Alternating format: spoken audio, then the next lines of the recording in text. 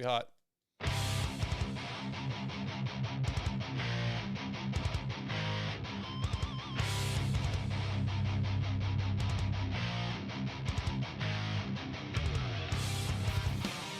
Hey, it's Ricky Carmichael, and you're watching the MotoXpod Show.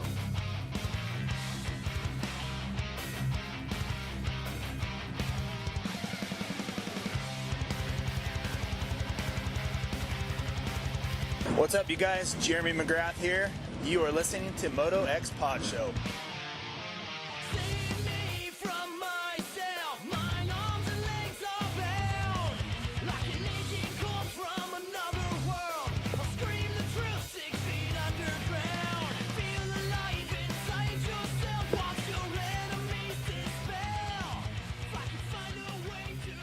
What's up, guys? We're back. It's Dark Side here. It's time for another Vital MX MotoXpod Show presented by Race Tech and Boyesen.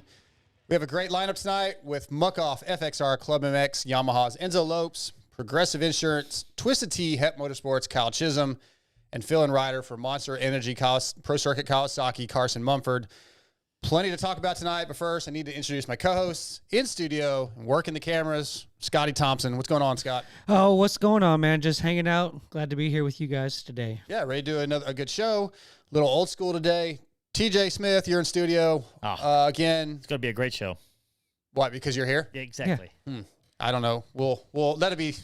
Remains to be seen. But yeah, it's just going to be us three tonight. Lewis is working on another pod, and ML's got some things going on, so it's just us tonight. We're going to get into the Boyesen intake discussion, but I want to tell you guys about Boyesen spotlighting their Boyesen Factory Racing Rider Support Program, a comprehensive support system for motocross and off-road riders.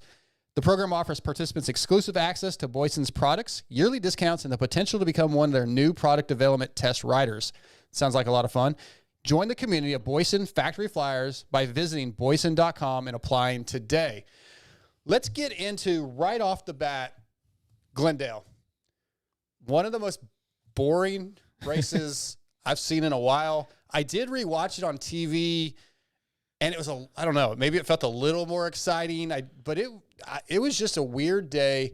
I didn't care for the track. Not a great race, Scotty, in my opinion. Yeah, I thought that the track design itself compared to last year was like probably one of the, I've been waiting to see a track with rhythm lanes like the one last year did. I think it had like a triple out. It was cool watching that. So this year I did think the track was maybe a little bit lackluster compared to itself last year. But I don't think the racing looked too bad on TV. I mean, it was just a different track than we've had the last 7 rounds or so, give or take. And I just think it's just one of those deals where it was just the track provided that kind of race. And it was just, they were all close, but like you said, it wasn't like a lot of. Couldn't make up any time. Yeah. It was pretty dry and slick, TJ. Generally, Glendale is one of the better tracks. It's usually one of the better races. Lewis kind of made the point in the post-race show that maybe it's because it's usually earlier in the season and we're more excited for the beginning of the season. Maybe that's it, but I don't really think that might have something to do I heard another theory kind of like that, where usually since it's in the earlier season that the dirt is usually more moist at that point in time. Moist. Could be. Yeah, so it's more dried out at this point in the year. Maybe that had a lot to do with it. What did you think about the racing, TJ? Just the track? I think I just came into it like what y'all are saying, with it being like it's going to be exciting. It's going to be really good. And then it's like you said, like what Lewis brought up, it's earlier in the year, so normally things are still getting worked out. Plus, it's a Triple Crown. I mean, this is like the first Triple Crown that ended up like a snoozer. So I'm not upset about it. I mean, hey, I don't think they can all be winners. So. No, that's true. You have to expect there's going to be some that aren't great. And I felt like as soon as I walked in for press day, I didn't like the look of the right-hander going into the finish line. Yeah. And then the overbridge, because it was just so single file the way it kind of hooked to left. There wasn't really going to be any options. Right, because it was either you go in and hook hard or they just went straight through. Basically, it was very single file. And then when I saw the split lane, I was like, look, okay, the 2 split lanes are a little narrow to be a single lane, but I felt like they could have just widened it a little bit and we would have gone down one direction, 180, and gone back the other way, and then you'd have a whole nother lane of section. And I didn't love the split lane. I thought, well, just give us another lane going the other direction. What I think would be cool, and they'll never do this, but make a split lane like that, but don't put hay bales in the middle or like tough blocks. Oh, good Lord. But no, think about it, because then guys can transfer from one to the other. They did that on press day. I know. Oh, did Maximus did. Yeah. I had actually walked out to get. I had a memory card failure, and I was dealing with it. But I heard that Maximus was jumping from one section to the other, and I think somebody else too. Yeah. See, so take the hay bales out, let them figure let's it promote out. cross jumping. Let's cross jump. Yeah. Cross 2 lanes. But it would just be, it could change up. I mean, if we're going to do split lanes, then I don't know. To comment on your point, though, I do feel like there was maybe some wasted real estate. Yeah. They didn't utilize that big thing that floor. they used for the sand section last year, where it kind of went underneath the stands. I felt like the over under you mentioned kind of did take up a lot of real estate that could have been used maybe in other ways. Yeah, and the rhythm lane I guess it was, if you're going down the rhythm, you're going towards the tunnel, so the finish line would be in front of you, but then you make the 180 go back. Like that I felt like it could have been extended another 20 feet. There was a bunch of open area. I'm sure there's reasons for all this, right? They probably didn't have enough dirt. There's things like that. But yeah, just as soon as I walked in on press day, I was like, man, I just wasn't feeling the track at all. And then it got really dry. The whoops were very slick and a struggle, and just nobody was making up any time. There wasn't a section where one guy was like, oh wow, he's doing that so much better. It just wasn't happening. Yeah. On the split lanes thing, I thought that the split lanes themselves weren't that much of a difference maker. Like they were pretty even. They always say like, oh, one line always gets faster. What made that outside the line that majority of people took by the end of the race, what made that faster was the momentum they carried out of the next corner. It wasn't the lane itself. So maybe they're onto something. Let's just make the corner to where because they went 100 miles an hour down the straight. So the more momentum they can carry around that corner really changes it. Make it a section right after that has more of an advantage to maybe take that inside line. Then that split lane worked. But no, I just like I said, the split lane, just take the hay bales out or the tough blocks out I of don't the middle. think that's a good idea. Yeah, let me quintuple it over one lane That and would be land on awesome. somebody's head. That'd be awesome.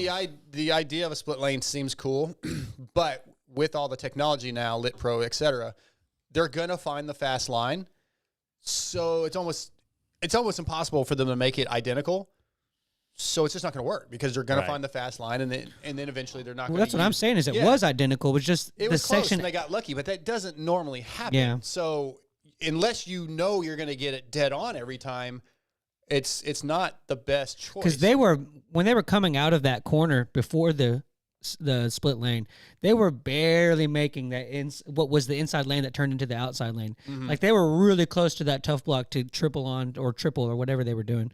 Do you think Dirtworks or anybody, like, do they set these split lanes up like an off, like you know what I mean, outside somewhere at somebody's property and then run bikes through it? I don't think so, TJ. But I just, I love the idea, but I can't imagine them building another track during the week. It's all right, yeah, let's break down this track. And even if they did, would they build it identical? Well, no, during off season, they're like, okay, hey guys, we're going to build some, and then what would it take to make these equal and have like 3 or 4 whatever riders? You build tracks. When you go rebuild that in Glendale, it's not going to be exactly the same. No, I'm just saying, of course it's not going to be, because the change of a lip face could be, but they can run a couple and be like, well, we know if we do like a double, triple, double, and then this one like a triple, set of whoops and another triple, that it's pretty even. I mean, like, I hear what you're saying. In the off season, I hear what you're saying. Yeah. Anyways, I don't think they do that. No. Well, they should. You think they should? They should put me in charge. Yeah, maybe so. All right. With some of these, with where we're at in the season, Scotty, do you feel like we're getting to a point where some of these guys are just settled in? Not the front runners, but a few of those guys are just settled in and comfortable with where they are and just trying to get through the rest of the season, like an Adam Cianciarulo or a Dean Wilson, that they're just kind of like, hey, I'm 10th, I'm 8th, I'm okay with that. I can see after a race like we just had where that might be kind of a little bit valid, but I haven't felt that way until we got this race that was different conditions than we've experienced. So I personally think that, I think a lot of those guys still have something to prove. AC has to prove that he can still be a top factory rider and is worth that spot. I think Plessinger is still deep down is going to do everything he can to get that win this year. Barsh is riding the best he's rode in like 6 years. So I kind of can see where you're coming from after this weekend. I didn't say I believe that. I was just curious. I personally don't agree with that. No. Yeah, I think he's right, TJ, because there are guys like Barsha and AP and Ken. Those guys all want to still win. And I'm sure Jason Anderson would love to get a win. I'm starting to think that's not going to happen. I think Barsha is the most likely. I'm about to say, I think Barsha's out of that picture. I think the other guys want to win. They're pushing and they're doing. Barsha's out of what picture? Out of is higher up. Oh, than okay. that. Yeah. Barsha is a potential winner. Mm-hmm. I think that Anderson is a guy who, if Anderson won, the crowd's not going to be like, oh my God, I can't believe he won. If Barsha wins, the crowd's not going to be like, I can't believe he won. But if you say AC, AP, those guys, if they win, then it is. So I'm saying it's a different. I think AP and AC are like, they want to win and they're trying to win and they would love to win. But if they don't, they're not going to be like, my season was a waste. But do you think AC is still trying to progress in Supercross this season, or just maintaining where he's at and like, all right, let's look at this outdoors and continue to get healthy and back into, because he wasn't 100% coming in. There's been a progression the whole season. Yeah. Like he at the beginning of the season, he was nowhere close to running up at the front of the pack. I mean, I don't mean to be a dick. So you think he is still trying to get better every week? I think he has no choice but to continue to progress at this point. He's just now will he ever get back to? Well, I say will he never? I don't know. Look what Barsha's doing. The guy was probably counted out 3 years ago as getting better, and then he's at the. I don't even. Yeah. All right. I don't know. Sir, one of our presenting sponsors, Race Tech. I want to tell you guys about that. Your son races. Yep. You race. We know I race. Well, Scotty, oh yeah, you do race, but we know that suspension's key. A lot of people do not service their suspension very often. I know for years, I probably rode my 06 Honda for 10 years, but never serviced it for the most part. Right, stuff I just didn't really think about. Something that needs to be thought about. You need to service. You need to change your oil. You need to adjust your spring rates for your size. And Race Tech has an incredible program with their race service centers all over the country. This week's race center that we're spotlighting is Applied Technology up in Colorado. Owner Tyler Sutherland worked in-house at Race Tech on the R&D team and still is a full-time employee of Race Tech for technical support, in addition to operating his Race Tech center in Colorado. So hit up racetech.com and look for your local service center and go get some work done. Let them know you're listening to the MotoXpod Show. There are Race Tech service centers all over the country. Those guys, I have my guy up in Minneapolis, Minnesota, that helps me out. Great techs, the best in the business, racetech.com. All right, so I got a topic I want to talk about. Triple Crown. I have loved all the Triple Crowns this year. Every week, this Monday after the race, I'm like, oh, I love the Triple Crown. It was the best. The races are just exciting. This one, not so much so.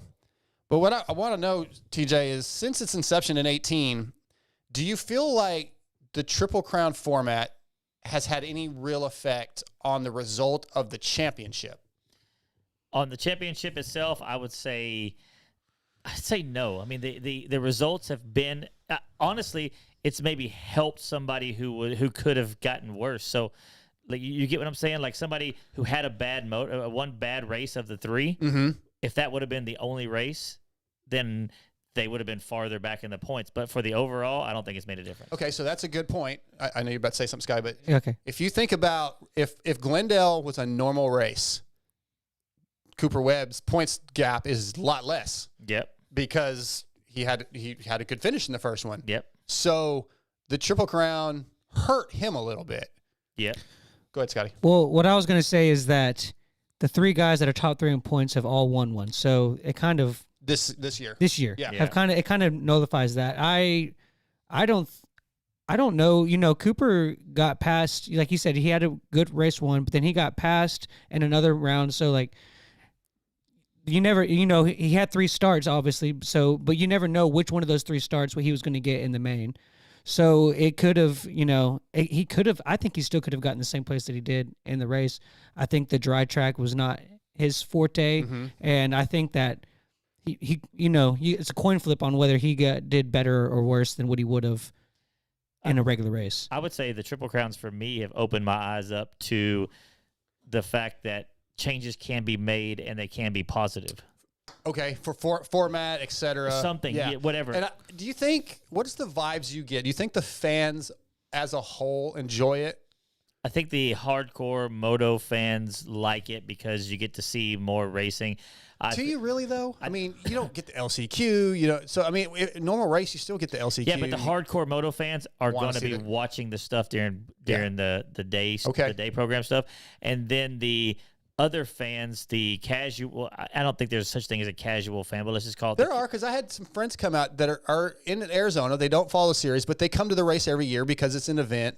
And when I said something about it being a Triple Crown, they're like, "Oh, okay." Like, But that's what I was gonna say. so- They just get to see more racing, yeah, So- more of the stars, more of the stars, and more of the racing. yeah. So. And I think for that quote unquote casual fan, Scotty, that's probably good, right? Because those people, sorry, they don't care as much about Scotty Wintersham, Cade Clayson, et cetera. They care about Ken Roczen and Chase Sexton and Eli Tomac. So we had a Triple Crown in Dallas. I got 2 points on this. So one of the points is that I think that it needs to be changed around where they do them because it seems like last year Arizona and Dallas were both won. It's because of where those races are in the season. They try to. I know. But I agree. I think it Arlington needs to and be. Glendale get a lot. In I A2. think it needs to be different. But to kind of go off what your casual fan is, so for this year, I took one of my buddies who had never been to anything like this before, and he enjoyed it thoroughly either way. But I will say it was a little more confusing to try to explain to him that this was a kind of a one-off kind of thing. I had to, he got it, but I made sure that he understood that This isn't normal. This isn't normal. This is Yeah. a different thing than what you would normally experience. So yeah, I have the list here. So its inception in 18, they did one at A2, Minneapolis, and Atlanta. The following year, A2, Houston, Detroit. Then in 20, Glendale and Arlington. That was when COVID started. So we went to Salt Lake City, and we didn't have a third one. 21, we didn't have any. 22, Glendale again, Arlington again. 21 was basically all Triple Crowns because they were 21. like because it was it was like the Well, there was 3 races. what did they call them, the residencies? Yeah, but that wasn't 3. I know, but Okay. And then St. Louis. This year we know where they were at. So obviously we know Eli's had the most. Do you guys know how many he's won? it's like 8. So if you take individual, I'm talking individual motos races for all the Triple Crowns. I have no clue. He's won 13 of them. Out of how many? Well, I should have done that math. So let's see. 3, 6, 7, 8, 9, 10, 11, 12, 13, 14 total times 3. So 30, 40, Something. So he's won 13. 42. The next closest is Jason Anderson with 7. Cooper Webb with 6. Roczen and Chase Sexton both have 5. Marvin Muscat has 4. And then Cole Seeley and Justin Brayton each have 1 race win. And then Roczen, I forgot, had swept 1 in Glendale in 20. So, yeah. Eli is obviously the most consistent at them. I don't want to call him the king of Triple Crowns. That's kind of stupid.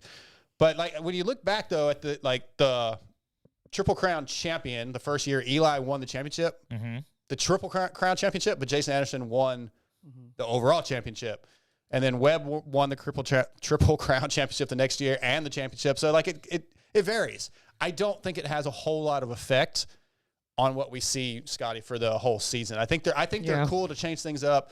I like them generally, but as far as it really having an effect on points, etc., not huge. Yeah, I can't say that until this point right now that I've ever really thought about who won each Triple Crown. Did they still do the thing where if you win all 3, you get I know back in the day it was a couple $100,000. No, that was just for the Monster Cup. Yeah, I don't think that ever happened. No. The Vans Triple Crowns back in the day. No. But the Triple Crowns. Yeah, it's different though. It's not the same as this Triple Crown. This is a whole new thing. And those so Triple Crowns were just 3 races in the series that carried points. Right. So do we put a purse on them to make them more interesting? I think it was Lou. Somebody was joking about this.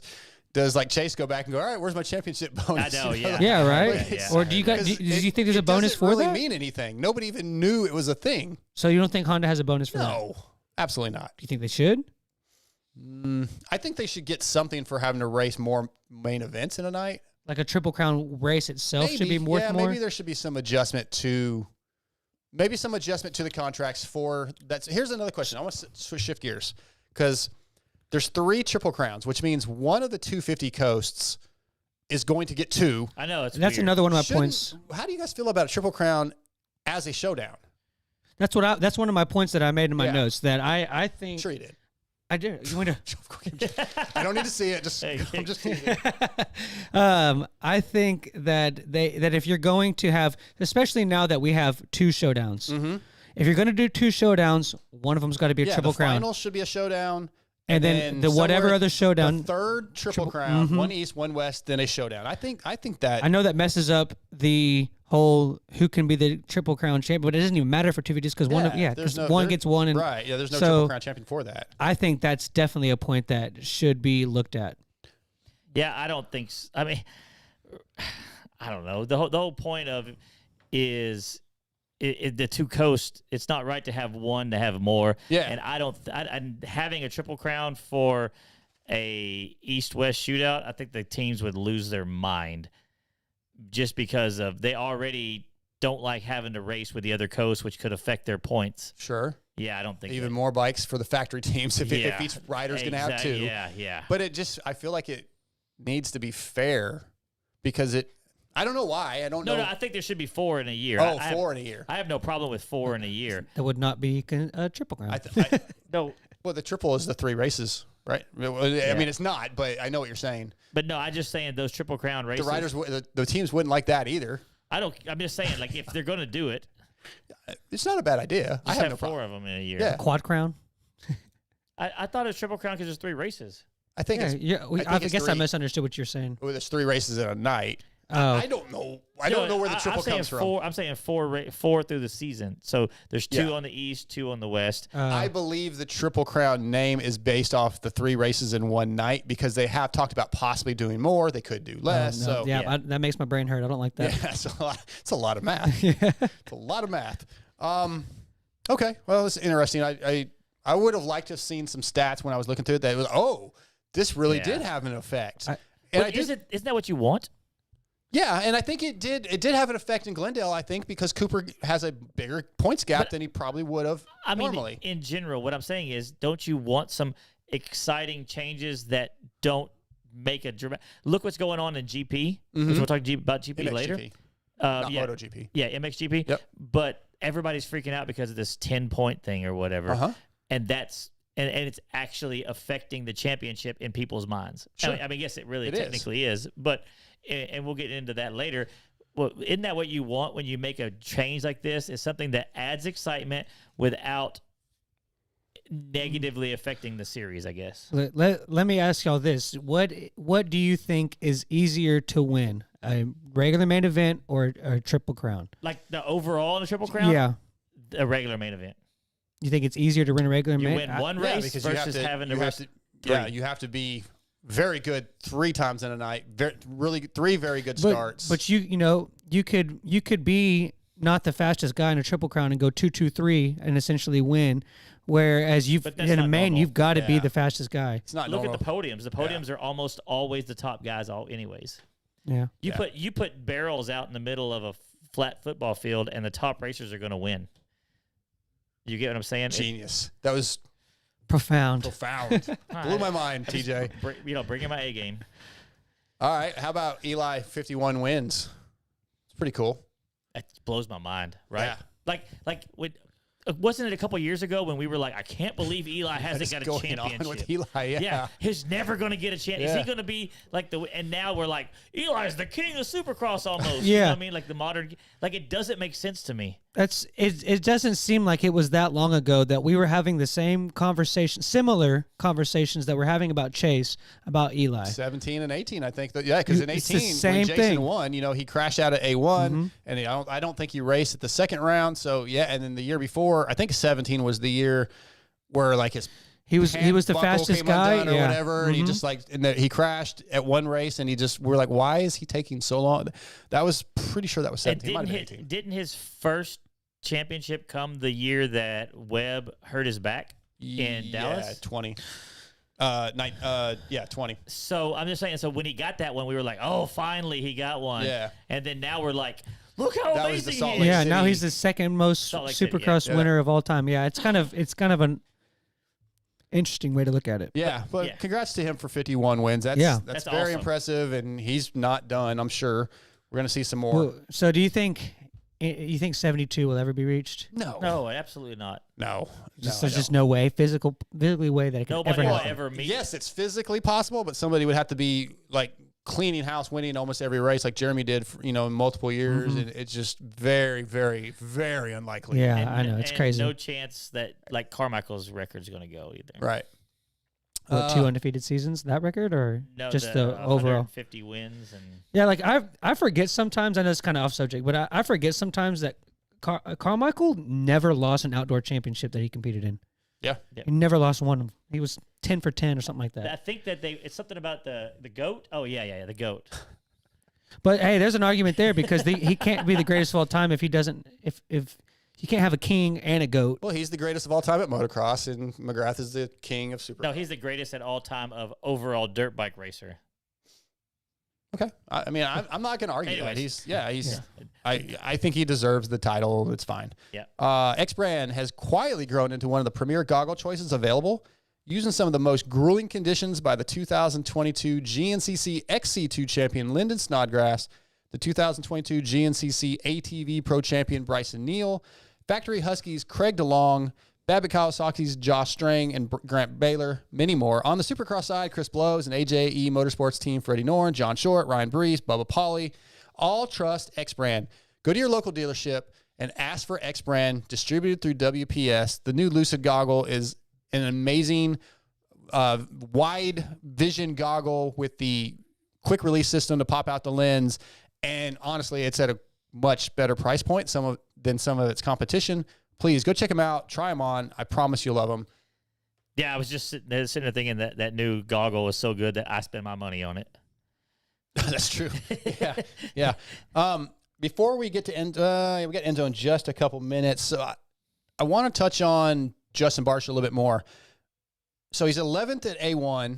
Not great. Not what we would expect generally out of him. I think he's had 4 podiums this year. He's one of the more improved riders throughout the season. Scotty, I think he's at the top of his game right now. I feel like he's really, really close to a win. Obviously, we just talked about that.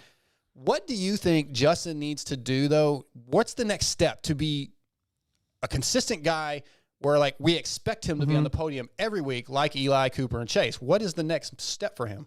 See, that's a hard question to answer because I feel you.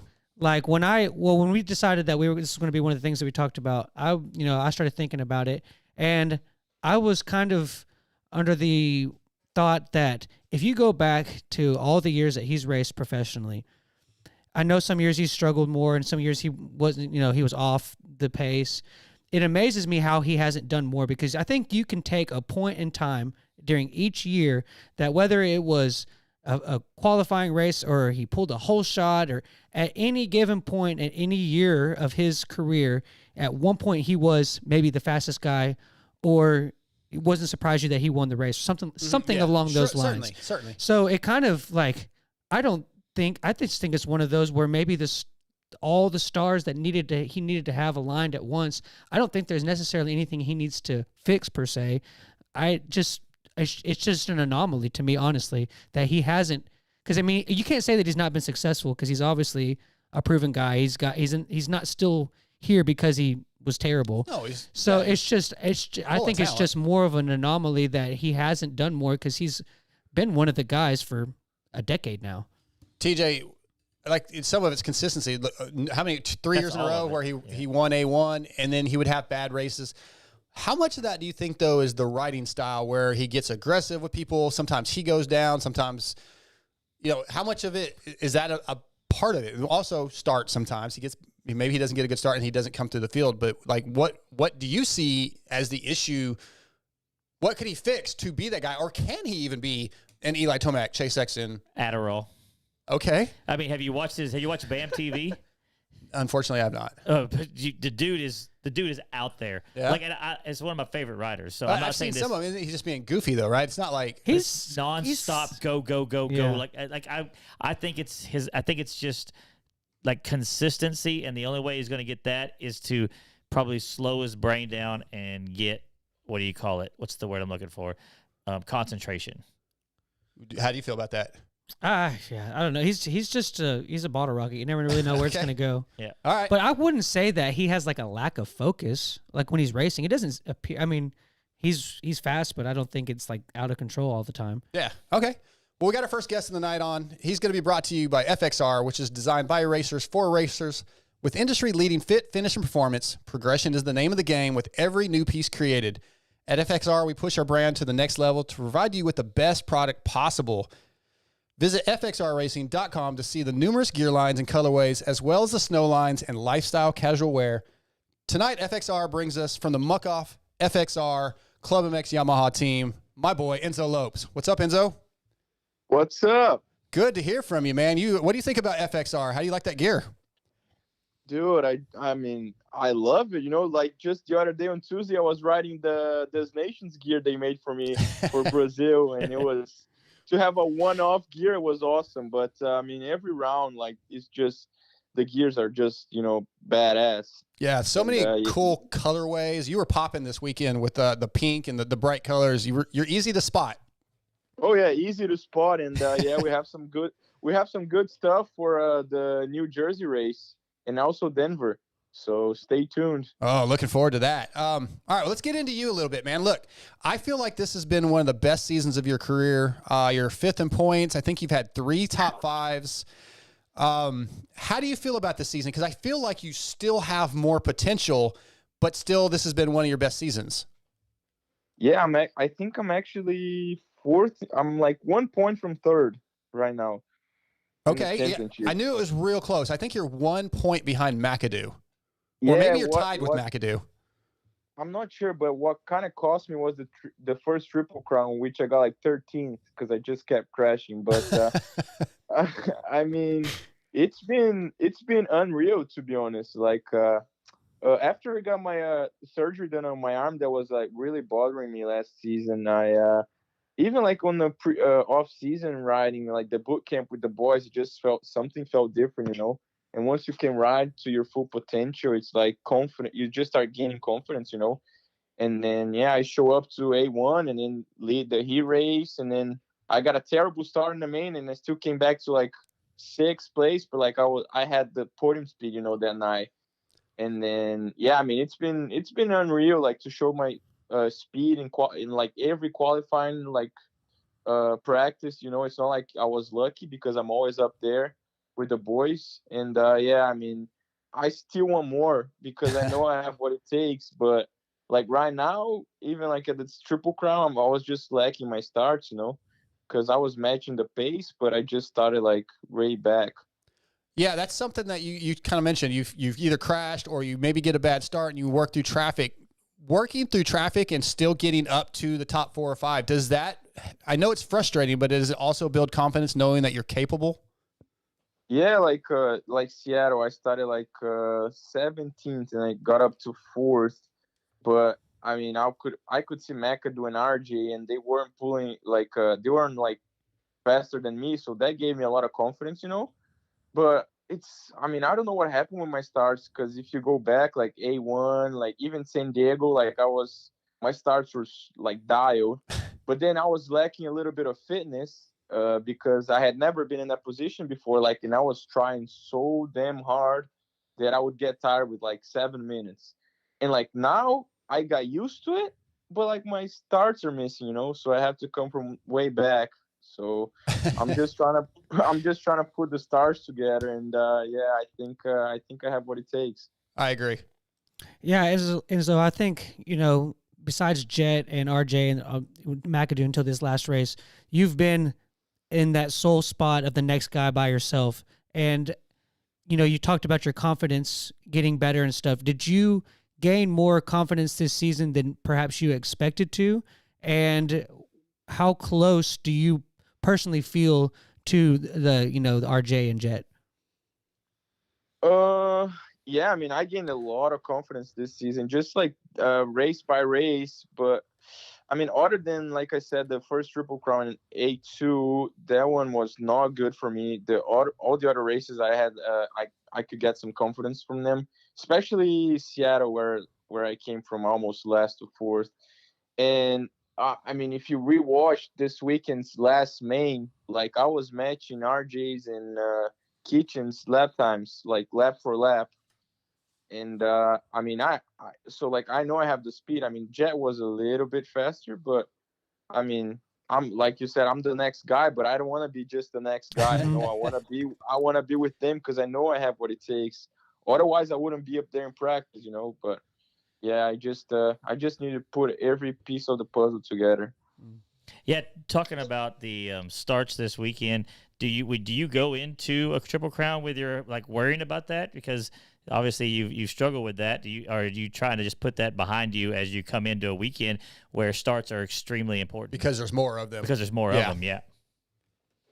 To be honest, I was just trying to reset on my mind, like, oh, it's gonna work, you know, because you can't think on the bad side of things, you know. Mm-hmm. I don't know how to really put into words, but like I was trying to like reset on my mind and like, oh, let's do this, and then yeah, I mean, first main I got a bit of bad luck because of the red flag because I was fifth, I think. Mm-hmm.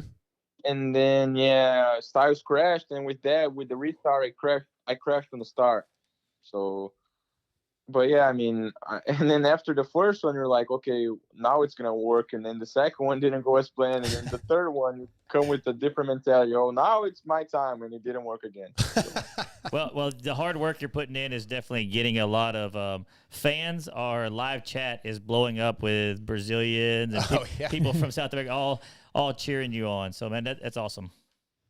Yeah, no, the support I get from back home, and yeah, I'm super grateful for, you know, to be in this position, and right now as well from like my American fan base, it's growing too. So that's for me, it's awesome because, you know, it's my dream, and yeah, they just put on this last race the my story with Phil, so on the race day live and NBC, so that was pretty cool, man. Like I watched the video and like I almost cried.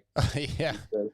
Because I know how much I sacrifice and what it means to me. So it was pretty cool. That was a really cool story. I enjoyed it. You guys had to kind of be careful because normally, they bleeped a little bit, but normally you like to throw the F-bomb a lot, and so does Phil. So yeah, you had to be on your best behavior for that, but that was a cool piece. No, I'm a nice guy. Phil is the bad guy. I agree. Hey, shifting gears back. Well, first of all, I want to touch on what TJ said. Yeah, you have a great personality, which is why I think fans really connect with you. The American fans is you're a funny guy, you're a personable guy, and you're a nice guy. And I think that says a lot for the fans. Yeah, I mean, I'm more like, I would say more chill than most of the guys. You know, even like on race days, I'm always smiling and hanging out, and yeah, always laughing. Because I've seen some guys like even feel like he gets in his own like kind of bubble with his phones and like doesn't talk much. I'm the opposite, man. I'm just having a good time, you know. Yeah, it's a race, damn it.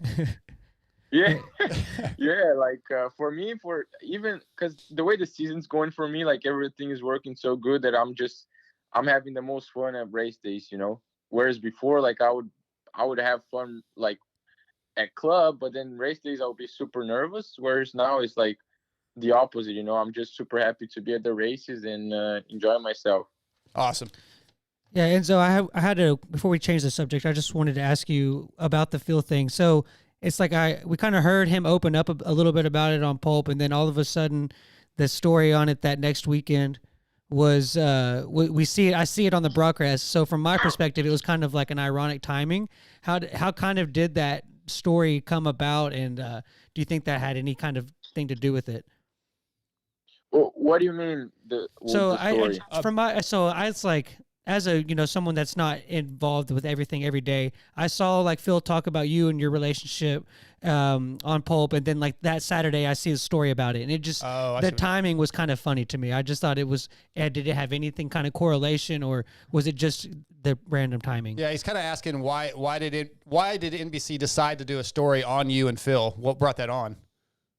Oh, so yeah, Mike from Club was working on that, and it just made sense because I mean, we're really good friends, and he dates my sister. So But it was good time. It was good timing too. But me and Phil, we go back way back to 2018. That's when I met him because he was riding a JGR, and that's when he met my sister as well. Because I moved to the same apartment as him, so they started dating, and I found out 2 years later.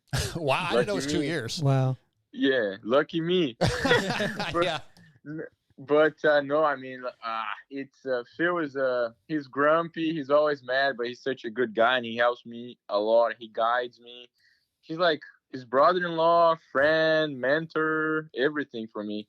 And yeah, like even Seattle, he went there to the race with me. Mm-hmm. It was because Brandon wasn't there, Mike wasn't there, so it was me, Phil, and my mechanic. And I mean, he helped me a lot, just watching me ride, like things to do on the bike. Even this weekend in Arizona, like watching from TV, like he would text me what I needed to improve, like asking about the bike and what I should do. And yeah, I'm super grateful for him. Yeah, it's cool to hear. I want to step back again to the start struggles for just a minute. You've been good at starts before. We've talked about that. So when you decide to work on those during the week at club, I almost think, huh? Oh, I was gonna say we did today, lots of them. Okay, so does that get in your head almost even more, where you're like, look, I've known what to do before, now I'm working on it to get better, and if they don't get better, does that kind of mess with you a little bit, that you're working so hard at something that you were good at and now you can't figure out? Yeah, it's actually funny because back in my amateur days, like in 85s, I would have a stock bike against Faulkner, Sexton, like in the mod classes.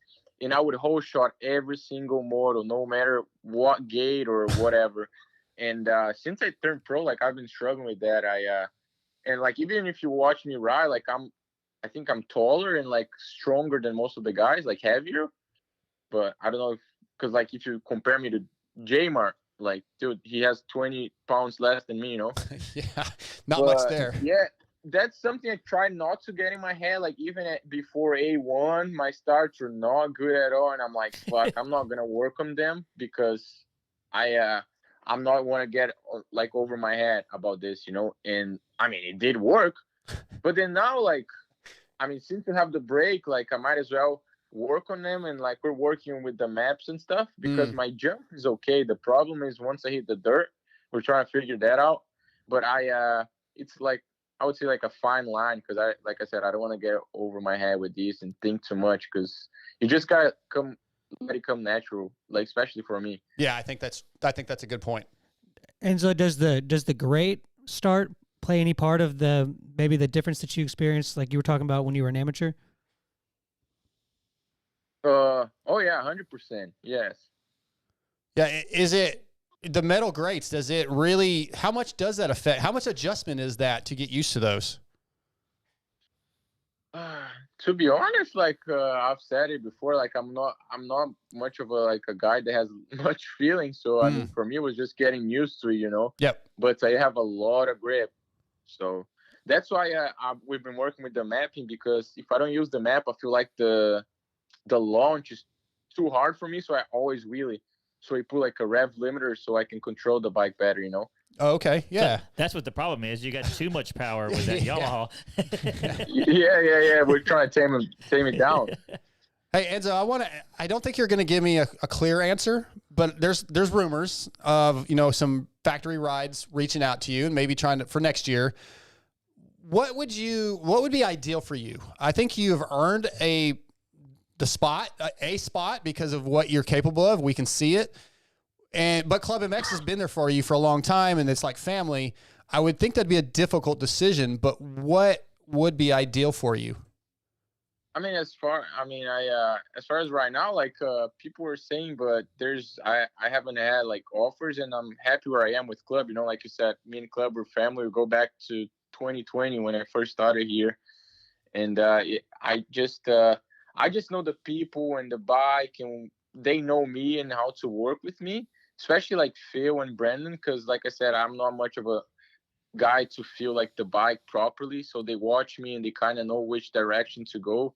So I really like that. So it's we'll see what happens. Okay. But yeah, well, I mean, I do enjoy Club and the team and everyone, and the bikes are really fast.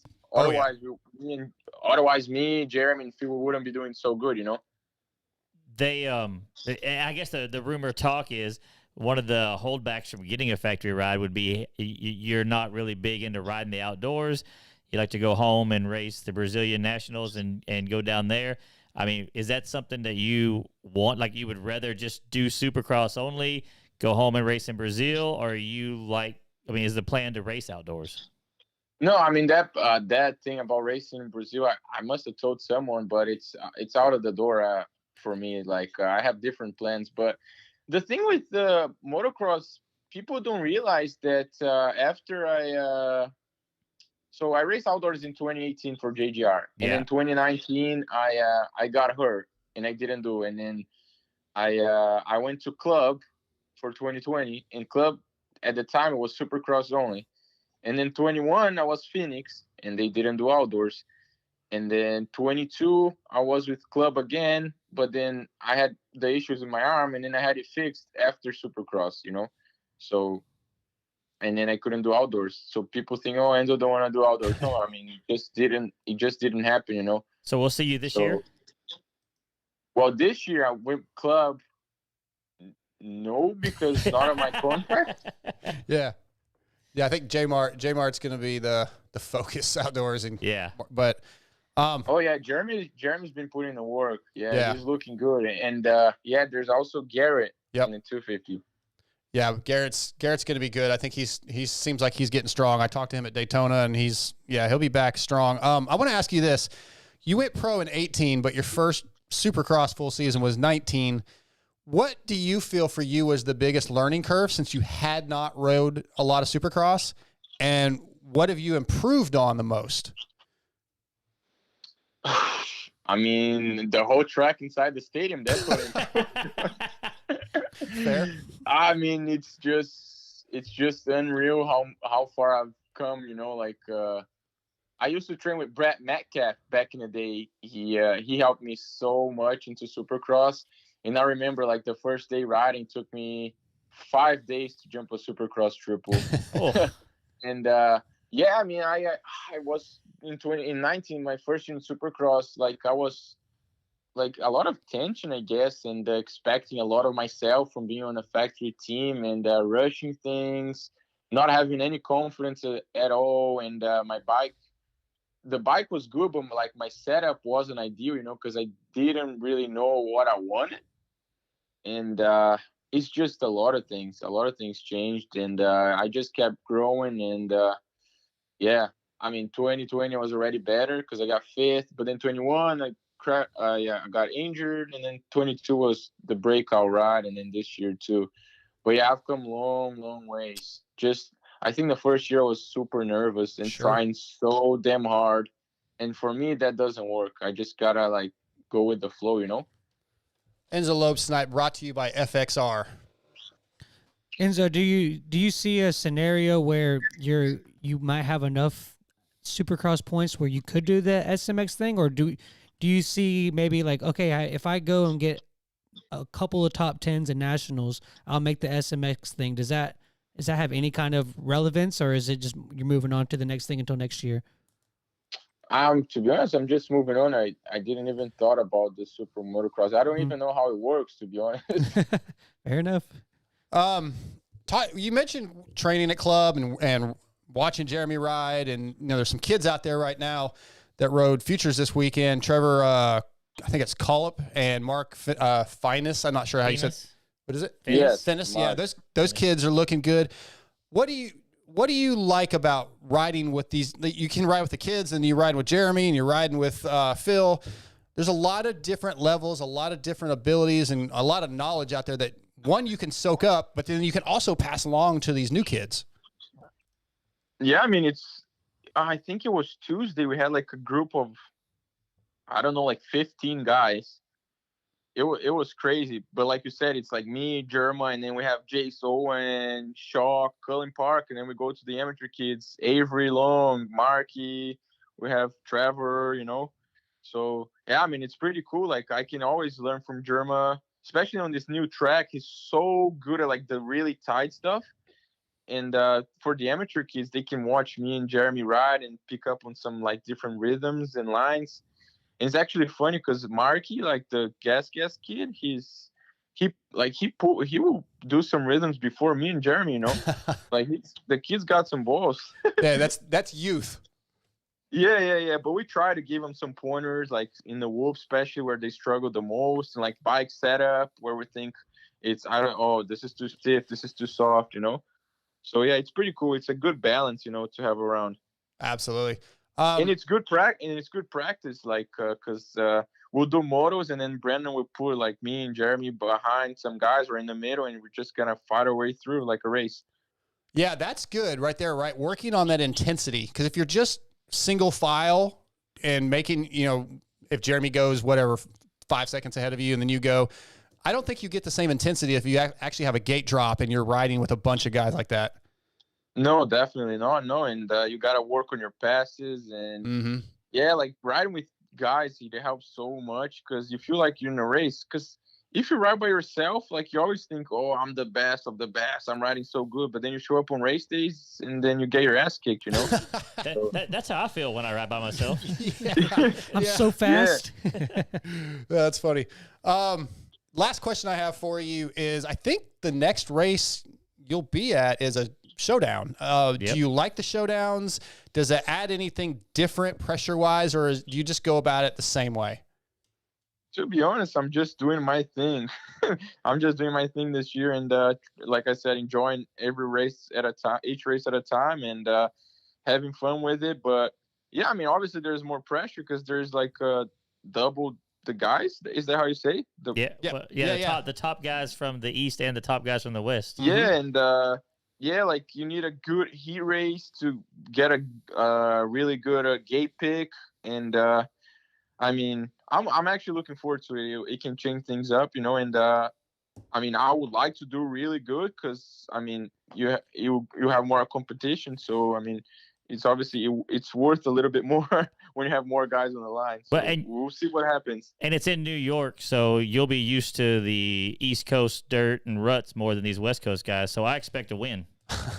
Oh, I mean, yeah, me too. Like, I love the softer like Seattle, where track is like really technical. Yeah, because that's where it suits my style so much better. Like Arizona, obviously I did well, but it was so hard packed. For me, the more ruts, the better. So should be good. I did okay last year there. So we'll see. Okay. Enzo, one last quick one. We had a listener that wanted to know your funniest moment at club. Oh boy. Oh man. Anything stand out? I don't know. Every day is funny when you have Phil and Germ around. I can't. Well, there's that one day they were fighting. Yeah. We were in the moto and they put me first, and then Phil, and then Germ, and then somehow Phil like Jeremy in front of Phil, and then Jeremy didn't do a jump, and Phil went 3 into the turn, but then Jeremy cut the turn, and Phil hit him so hard, and like it could have like broken Jeremy's hand. So he kept doing the moto, and then this amateur kid crashed on the Dragon's back, and then the kids laying down there in pain, and meanwhile Phil and Jeremy are going off fighting each other, and like, dude. I mean, that was super funny. I mean, I don't know if you guys heard this story before. No. I heard it. Poor kid was on the ground, and meanwhile Phil was like, "Oh, I'm gonna kill you, Jeremy. I'm gonna send you back to Minnesota." That's awesome. It does. So it does feel like it's kind of one of those things where like the scenario is almost like a TV show with Phil and J Mart. It's like there's not one funniest moment. It just perpetually grows and grows to every day. It's evolved. Yeah. It is daily. Like, and I'm not lying. I mean, obviously Phil is not there anymore, so it's not as funny. But me and Jeremy, we still have fun. But with Phil there, us three, oh, dude, like every day, every single day. And either way, it was great to be around them. Super cool. Well, hey, Enzo, you're always great to talk to. Always have good stories and just a great time talking to you. So thank you for coming on tonight, and good luck, man, in New Jersey in a couple weeks. No, thanks for the opportunity. Super cool, super awesome to talk to you guys and share a little bit of behind the scenes, I guess. Yes, sir. Well, you have a good night, and we'll talk to you soon, man. Thanks. You too. Thank you. All Bye. All right, bye. Enzo Lopes tonight, brought to you by FXR. Always good. Dude, I'm glad I saw that question in there, and I'm glad he asked it. Yeah. 'Cause they ended it well. Yeah. A few more things to talk about. We've got Kyle Chisholm coming up in just a couple minutes. Jet Lawrence's Triple Crown woes, quote unquote. Oh my God. They're over. Ridiculous. Kind of seems ridiculous, but then he was so excited, Scotty. Like almost makes me feel like he did need to get that monkey off his back. I mean, that's fair. It seems so weird. I don't even know if I should go into this, but Let's do it. We got 5-10 minutes. I just feel like I'm so tired of like these little stories be something that is just trying to build him up. Yeah. Dude, it's just like he won. He's been the fastest guy all year. Like, yeah, he's had some the 2 or 3 mistakes that he's made this season have been at Triple Crowns. Yeah, okay, like maybe for him he did need it, but you know, like it. I guess there's relevance to that, but it just seems like, yeah, he won a Triple Crown. Cool, check it off, move on, let's go. Right. Yeah. Do you think it would have bothered him or been anything if people wouldn't have made a thing out of it? You get what I'm saying? That's a good question. Yeah. Like, it's just tired I thought you were going to ask, would it have bothered him if he lost again?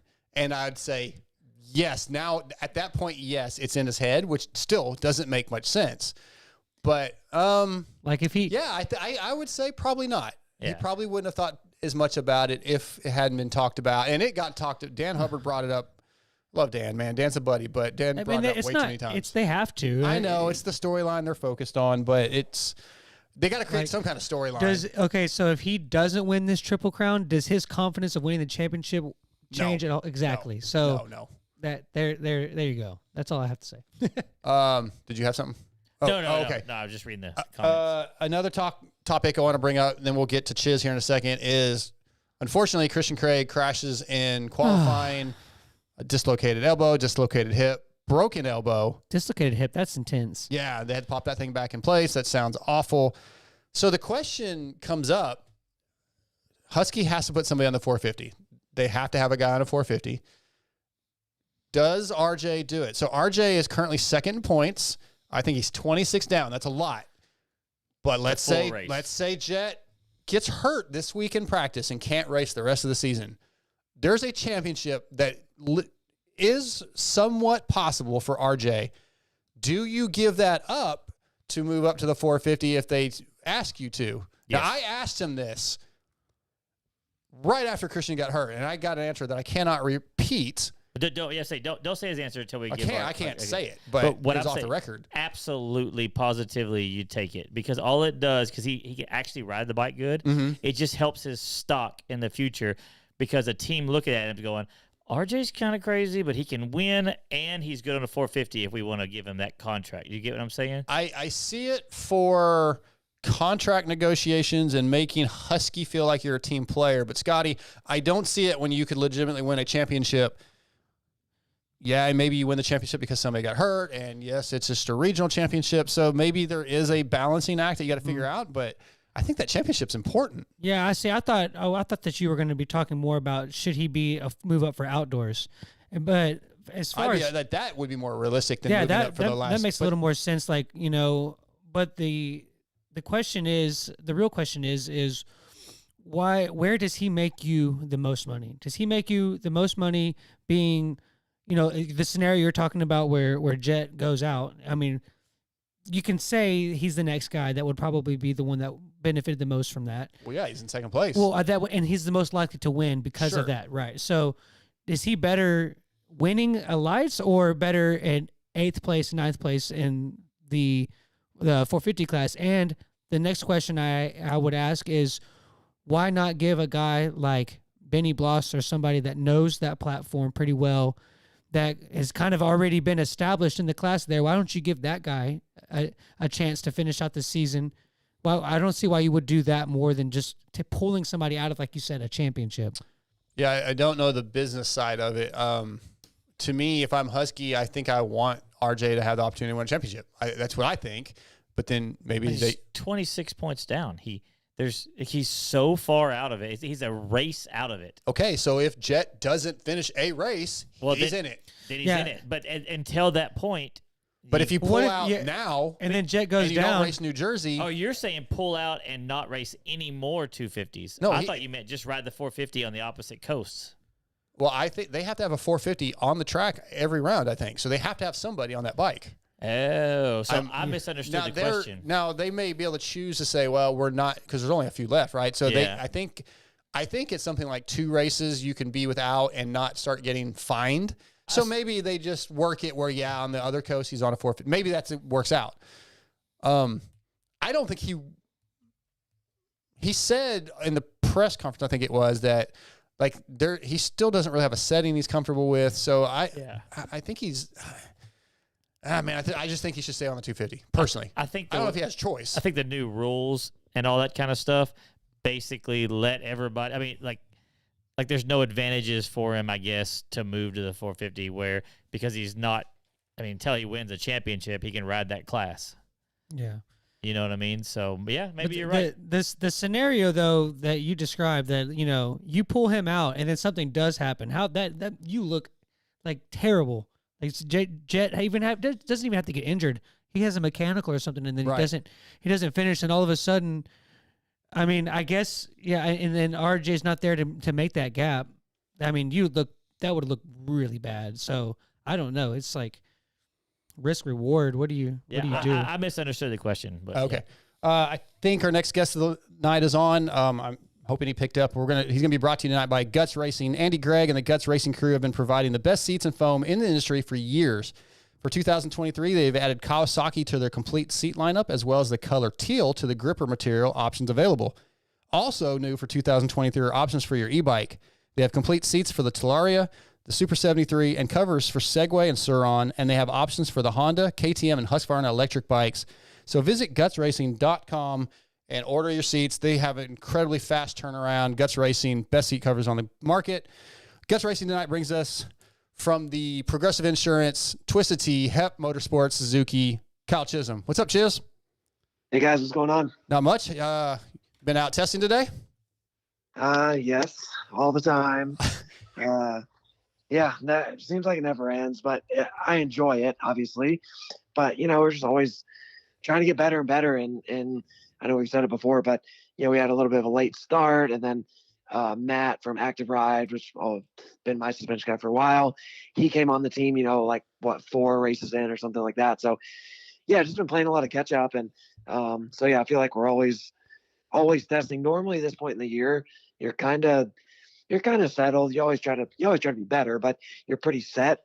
But I think with that late start, we've been kind of still just trying to figure things out, and I'm learning the bike, and Kenny and Shane, everybody, whatever. So still testing a little more than normal. We've been riding some outdoors too. So start some outdoor testing and just plugging away. Yeah. You've talked a couple of times about coming to having a late start, getting to know the bike. What I want to know, first of all, you just had your best finish of the season with an 11th, with the new responsibilities of helping test and develop the bike. Has that changed how you train? Does that maybe impact you a little bit negatively for racing? Yes and no. I mean, sometimes yes. If it's like, hey, we got to do this, and I'm like, man, I just want to ride. Just like, I don't want to have to do all that. But, that's what I signed up for. It's what I do enjoy that part of it too. So it just kind of is what it is. But I mean, sometimes it can be a little bit of a negative as far as like just me personally, like my personal racing, right? But in the big picture, it's 100% worth it, and I do enjoy doing it. So it's tough sometimes just balancing like, hey man, I got to focus just on me because I got to go out there and perform and do good and whatever. But then at the same time, like I said, it's to be able to help like Kenny to try to be better and do better, which, in turn helps the team and it's just good for everybody.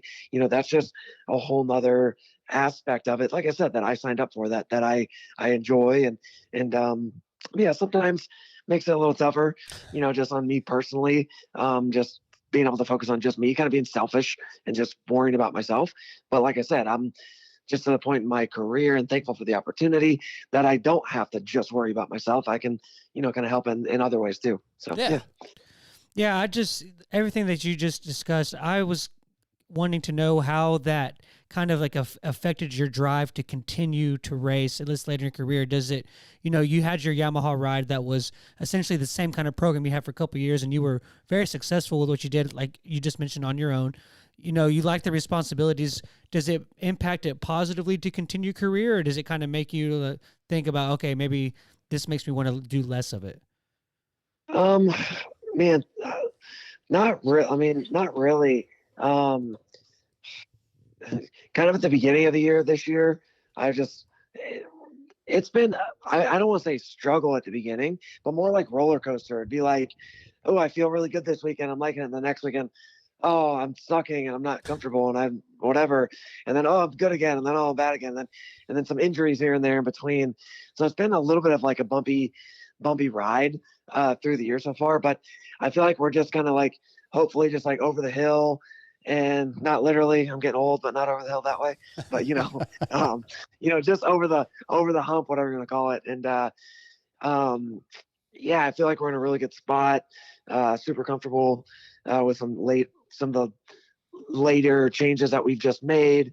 And but as far as like just my drive to ride, honestly, no, like I said, it takes a little bit more out of me in terms of like having more responsibility, like trying to not just worry about myself and me performing. It's trying to, okay, I'm good, or maybe I'm not good, but hey, even though if I'm not whatever, I still got to go help this guy or try to help the team in another way. That is, like I said, that's the part that's just a little bit more to my plate. But as far as like just my drive racing, no, 100%. If I didn't want to race, I wouldn't be out there. I love racing. It hasn't drained me any. If you're kind of saying like, has that drained me from like wanting to continue racing? No, honestly, I feel like I can pretty well like separate like my job as far as like helping the team, and then my personal, like just me being out there and being a racer, for myself. So I'm enjoying the job part of it, what are you going to call it, helping the team. And then me as a racer, that's like just a whole separate thing in my mind, where it's like, I just want to go do my best and see what can that be, you know what I mean? And try to keep getting better and just do me. And I think just the day will come when I'm like, hey, I don't want to do it anymore. And then maybe that other job is still on the table and I can just keep helping the team or whatever, however that kind of goes. So yeah, no, just enjoying racing still and enjoying my new, the other part of it. All right, I need some explanation to help some of us slow riders to understand. This bike has been around for a couple of years now. Like, it seems like by now, out of all the teams, all the championships, it's still the same. Like, is there more to improve? I don't understand how I keep hearing about, we got to test, we got to change. I mean, can't you just take like the 08 shock and throw it on because it works good? I mean, like, I know that's kind of ridiculous, but it seems kind of crazy that the bike still needs improvement. And I'm not trying to be like a dick. Does it make sense to slow riders like me? Yep. Sometimes, yes, it is that easy. Just go back to the old. And then sometimes I wish it was as easy. Just say, throw on the whole thing. Man, to be honest, I think it's just the level is always getting better, right? Like bikes are always changing. Obviously, Suzuki hasn't had a lot of change, recently. But as far as, just in general, bikes are always changing. New parts are coming out. Everybody, like just aftermarket companies, the factories, OEMs, everybody's always trying to develop something better, right?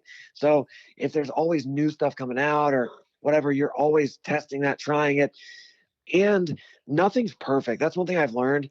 It's going to be really hard to ever make the perfect bike, right? Like if a bike turns really good, it's probably not going to be super stable under high speed conditions, right? And vice versa. So you might try to get the best of both worlds sometimes, but it's never going to be perfect. So you're always trying to improve whatever the lack in the bike does, right? The Yamaha does this good, the Kawi does this good, the Suzuki does this good, the Honda does it, you know what I mean? And this does this bad, and this does this bad. So you're always trying to find ways to improve the weak points without sacrificing the good things that the bike does. And there's so many changes that that you can do, that just at our level too, like, so I was riding outdoors. To give you a little example, I was riding outdoors. I had my forks at 4 mm, as far as like fork tube height, which is what I run in Supercross. So I started that for outdoors. I was like, man, the bike's just a little low in the front. So I went to 2. So I changed it. I just slid the forks down 2 mm to just get the front a little taller. And I've been there doing a moto. Yeah, I was doing like it was like a 20+1 or 20+2. Just riding, trying to get my outdoor legs under me. And so I made that change. I went from 4 mm to 2 mm, and I'm out there the whole time like, gosh, I knew it. I should have just went to 3. It was too much. 2 mm was just too much. So the whole time I'm out there, like, I'm finishing the moto. I'm like, I should have just went 1 mm. So like, there's just such, and not everybody's like that. Not every pro is like that. Not everybody is like that. But I'm super sensitive, just being able to feel changes and things on the bike. But at that top level, especially, every little bit can help and hurt. And it's so small, at the top of the peak. I'm not talking about myself. I'm talking about like the Roxons and the Tomacs and Webbs and those guys. And then it just trickles down. It's just every little bit can help. So you're always just trying to get better. So everybody's always trying to come out with something new. What can you make it better? Another example, look at like Tiger Woods, right? He was one of the most winning golfers, as he was when he was younger. And he went through, I think, I'm a golf fan, so he went through like 3 swing changes. So he's the best golfer in the world. He wins all these tournaments. Why is he getting a new coach and completely changing his swing? Well, if you ever listen to like an interview from him, he's got to get better. He felt like he maxed out as good as he could be with that type of the way he swung the golf club, and he completely changed the swing with a new coach. And he did that like multiple times through his career. I think he's on like his 4th golf coach and golf swing. So I think everybody's just always getting better and trying to get better. So I think you can't really ever stop testing and trying to get better. You can find a good point where it's like, hey, we have a good base here. Don't stray far away from it, but you're always tinkering, trying to just find something better. So I want to ask you how close your setup is to Kenny's. And the reason I ask that is if you're going, one of your primary focuses this year, probably your primary focus, is helping him get the bike better. So if that setup is not ideal for you necessarily, that's an added struggle during the week. Yeah, I mean, so it honestly would be quicker to list the differences in our bike because there's not that many. Okay. So our like engines same, gearing same, like clamps, linkage, engine mounts, all the chassis stuff is the exact same. The progressive side is Renthal. So obviously he runs Renthal bars and Renthal sprockets. We run Mika bars and sprockets. And obviously bar bend is just going to be a preference thing anyways. So they're Renthal, we're Mika. Other than that, all the sponsors are the same. Are, like I said, engine, chassis, engine mounts, linkage, triple clamps, everything's the exact same. He runs, which he just switched, I don't know, probably 4 or 5 races ago. He's on a it's either -5 or -10 subframe. So it's 5 or 10 mil cut subframe. I'm on just a standard subframe. Again, just more a preference thing. I'm taller, longer legs. I've never liked to cut subframe.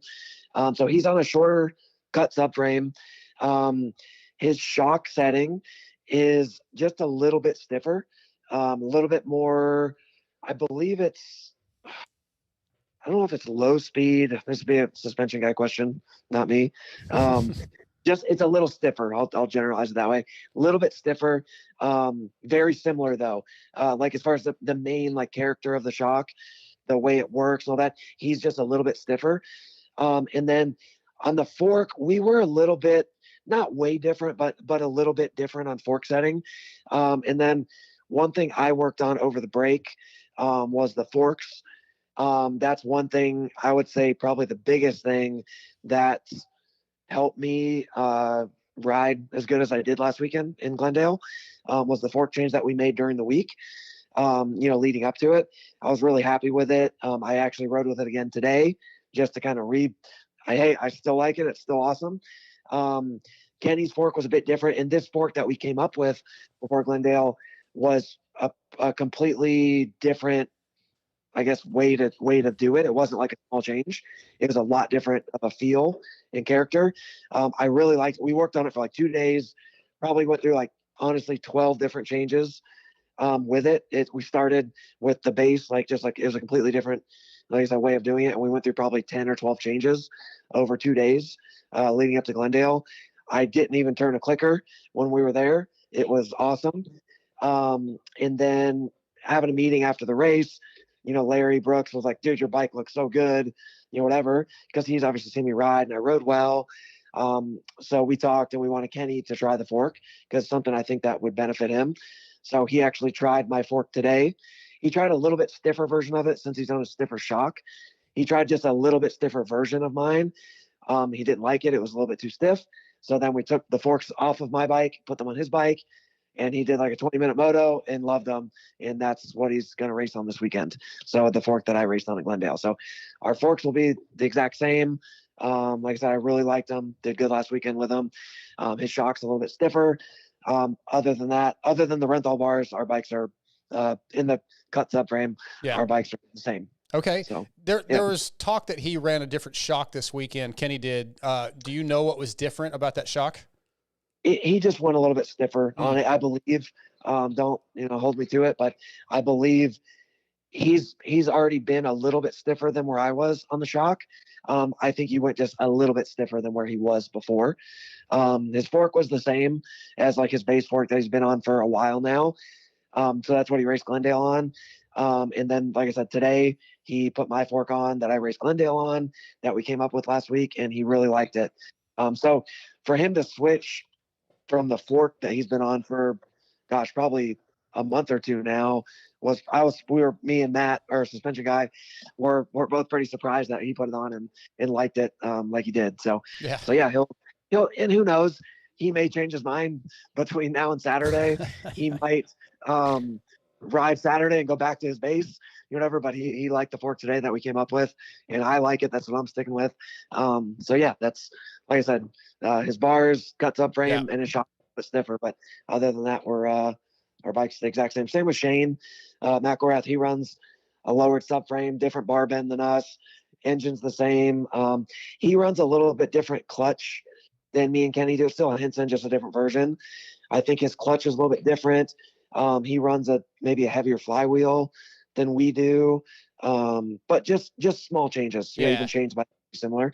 But yeah, me and Kenny are very, very close to the same. Yeah. Okay.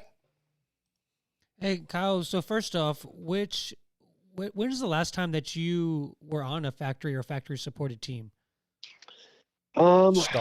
Star? The Star 250 last year? The 250, besides, I guess I was I thinking, knew that's not what you meant. I was thinking 450s, I'm sorry. Yeah, I was with him. I wasn't even thinking Star. Obviously, that's, obviously pretty good team to be on. Yeah. Yeah. But, gosh, I honestly, it's hard. Like these days, the waters are like so muddy on what's factory and what's not. Like we're factory Suzuki, but we're not like, it's not like it's factory Honda. It's just different. You know what I mean? We are the factory Suzuki team, but it's not that. It's still a privately owned team, where like Honda is the corporate team. So, gosh, man, I really haven't that much over my career. It's always been a lot of private teams with factory support, factory parts, or access to factory parts. Even like on L&M, when I was on teammates with Stewart, with Larry, back in 2009, I mean, we weren't there was factory Yamaha. We had factory bikes and parts and access to stuff, but we weren't the factory team, per se. So, honestly, I'd say I've never really been on, I don't think, the factory, even Star, they are factory Yamaha, but they're still privately owned. I got you. Okay. Well, yeah. Well, where I kind of wanted to go with that was, you've kind of, your fandom has kind of grown throughout the years. Now your Chiz is going to Chiz, that whole kind of brand that you have now. He needs to start chizzing again so I can get him back on my fantasy team. I know. This weekend I did it. I've got to keep it going now. Yeah. Well, five more. Yeah. Well, what I want. Oh, I'm sorry, Kyle. No, you're good. Go ahead. So what I just wanted to know how your fans and your interaction and that kind of support has changed a little bit this year with the being on a factory team. Do you have more opportunities with them than maybe you did in the past?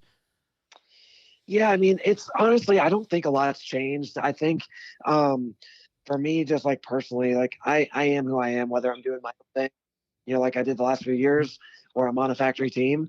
My fans honestly are awesome. I, I especially you, Jamie, kind of know me. Like I'm not one, like I really don't like attention a whole lot as much as you would think. I'm a pretty like whatever introvert, whatever you're gonna call it. I don't think of the word I'm thinking of, but I hate even saying that I have fans, because I feel like I'm a fan. Like I'm a fan of the sport. Yeah. So I hate even like saying, oh, my fans, but I do get it. Like all my hardcore Chiz fans. Honestly, like I said, for me, nothing's really changed. Like I said, if I'm doing it on my own in a pickup truck, or if I'm on a factory team, when I was at Star last year, this year with the whole HEP Suzuki team, and doing it on my own, I feel like my fans, like my core hardcore just they're there no matter what. I think I've done this so long and been around long enough, and for me, it doesn't change anything whether I'm on my own or on a factory team. Okay. It's been awesome, just the support through the years to have all my Chiz fans, it's awesome. Definitely. You kind of led into my question when you brought up L&M, because you've been in the sport a little while, and geez, I forgot it's been that long. But what the question I had was, you see somebody like Barcia coming on a little bit later in his career, and you've been steady and still holding on to a long career. What do you think about that when you see somebody who maybe people have written off, other riders and stuff like that, and then they get what we would call long in the tooth or whatever in moto, and then they're making improvements and getting better? Yeah, I mean, I think you just can't ever really count anybody out, right? Like Justin, even like Eli. Like, look, he's what? I think he's 30 or 29, whatever he is, and even Justin, I think 30 or close to it. Like, man, you just never know. Like, everybody's so good at everybody that's racing at Supercross, even the guys that don't make the mains, they're all really good riders. So, I think you just never know when things might click. You might start to figure something out. So much of our sport, pretty much any pro sport, so much of it is mental. Everybody at a pro level, at an NFL, MLB, NBA, golf, like what we do, that at a pro level, it's such a peak, right? And you just never know when things might click. And because so much of it's mental, everybody's ability at that peak, they didn't get there like by chance, right? Like they're all very able, very good, probably talented. They probably work some harder than others, but you know what I mean? Like everybody's pretty dang good at a pro level, that the mental side is such a big part of it. And I mean, I'll just say for me personally, that's been one of the biggest things that's kept me going, and I think helped me to keep improving. And like a Barcia, you never know. He might just, personal development or whatever, might have figured something out, matured a little bit, maybe later than some other people, and just figured something out mentally, which he's always had maybe the talent, the skill, the ability, maybe the work ethic, but maybe mentally he just kind of didn't let it happen, or just held himself back, even unknowingly. But I think a lot of that is mental. You just kind of come into it. If I had gotten that Star ride last year when I was, 20, maybe I wouldn't have done as good, or I would have put all this pressure on myself, or whatever, and I would have sucked. Okay, so just to I guess a little insight, personal, whatever. Like when I got that call from Bobby Reagan last year to come ride their bike, that's arguably, or not arguably, whatever we're gonna call it, the best 250 out there, right? Or if you just want to look at everything, they obviously have the last 10 years, it's probably the winningest bike or team.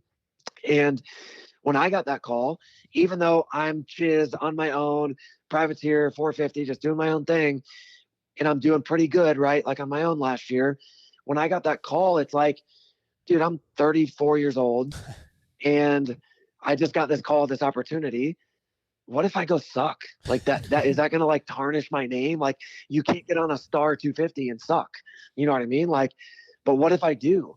I don't that would be the end, or that'd be terrible, whatever. Right. Yeah. I can only think if I was 20 years old and I got that call, you're so excited, but you're also so nervous. Oh my gosh, this is so great. But I also, oh my gosh, I can't go suck now. I have to go do good and I have to perform. So some people might think that way. Like I probably would have. I think I would have back then. But now when I got that call, sure, that thought crossed my mind because I think that's normal. But I was like, you know what? If I suck, who cares? I'll go back to doing what I was doing. Nothing's going to change. It's not going to 1 or 2 races or whatever. If I suck, doesn't change. So let's take that opportunity and run with it. Let's just go do our best. Right. Where like, that was just my mindset change that probably would have been different from 10 years earlier, whatever, when I was younger. So I think you just never know when people are going to kind of mentally mature. And I think that's, at least again, for me, there's been a big part of like me being able to kind of continue with what, where I'm at. I'm not as good as I used to be. If I didn't get top 10 or close to the top 5, I was pissed. That weekend sucked. Now I got 11th last weekend and I'm like, dude, that was awesome. That was great. Yeah.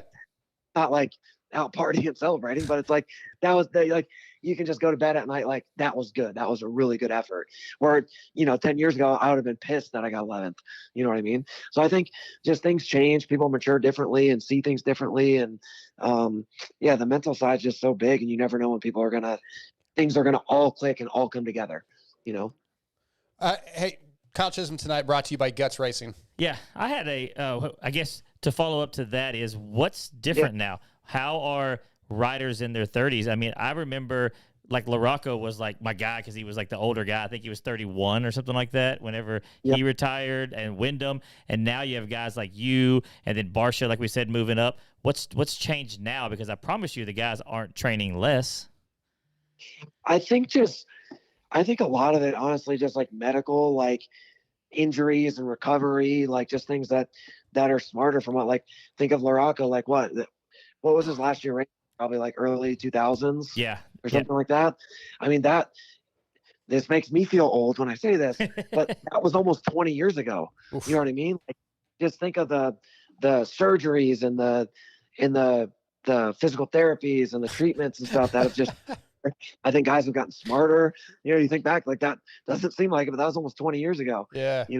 Like, I think that's a big part of it. I think training is a big part. And honestly, man, I don't know. I think maybe guys look back at like even like the Villapotos and who knows, man, I don't know. Even Dungey, maybe they're happy in RC. Those guys retired when they were, and granted, they probably didn't need money, at that point for them. But like, what were they? They're the mid to late 20s when they were done. And I think maybe some guys now kind of see some of those guys like, man, I think I could have raced a few more years. Look at Dungey coming back this past year. Like, man, I probably could have raced and made a lot of money for just a few more years. So I think like a guy like Tomac, it's like, dude, if you're winning the races still, why would you stop? You know what I mean? Like, why stop doing it? So I think if you're healthy, you're able to be competitive where you want to be. I think guys maybe look at some medical, like I said, just better care and access and just, overall, just in general, better health as far as like surgeries and injuries go. But then also I think maybe learning from some guys that maybe called it quits too soon, whatever, something like that. I don't know. For me, honestly, like I've said this before, but I love what I do. I still can do pretty good at it and I can make a pretty good living doing it. So until one of those 3 things change, why would I not do it? You know what I mean? If I suck, that's one thing. If I'm just not competitive anymore, that's one thing. If I'm not making money at it, that's one thing. But if I can do those things, enjoy it, or if I hate it, if I hate what I do every day, well, then I'll go find something else to do. But, if I can make money and I love it and still competitive, why not do it? So maybe those guys, kind of see that too. And I don't know. Awesome. Okay. My last question for you, and you somewhat touched on it with that answer is, at your older age, do you find that the fitness or the bike skills have diminished any or just more difficult to maintain? Honestly, not really. I wish I could I've always thought about this.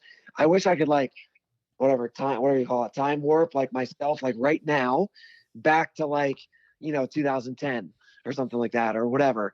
And I'm like, dude, I think I'm better now than I was then. Just the skill in general has risen, you know what I mean? Just of everybody of the sport. And, for me, I feel like I'm way smarter, and this might kind of tie into what I just talked about a minute ago. I feel like I train way smarter. So I went through my years of overtraining and I still make mistakes. Nobody's perfect, but like just overdoing. I was always a hard worker. If it's like, hey, do 15 push-ups, I'm going to do 16, or just because, just whatever. So I think smarter training, smarter recovery, that stuff I've learned. Honestly, I think I enjoy the challenge of always trying to get better and improve. So I think I have. Now it's hard to measure it because I can't time warp. Like I just said, I wish I could go back and race against myself, back 10 years ago, because I think I would beat myself 10 years ago. Now, like I just said, 10 years ago, I would have been pissed about an 11th. Yeah. Like, oh, 11th was great. But like, I bet my 11th place self at Glendale would have beat my 7th place self 10 years ago. Whatever. I think that's what I think. One way I've kind of thought of looking at that is like, I'm 35, I'll be 36 this year.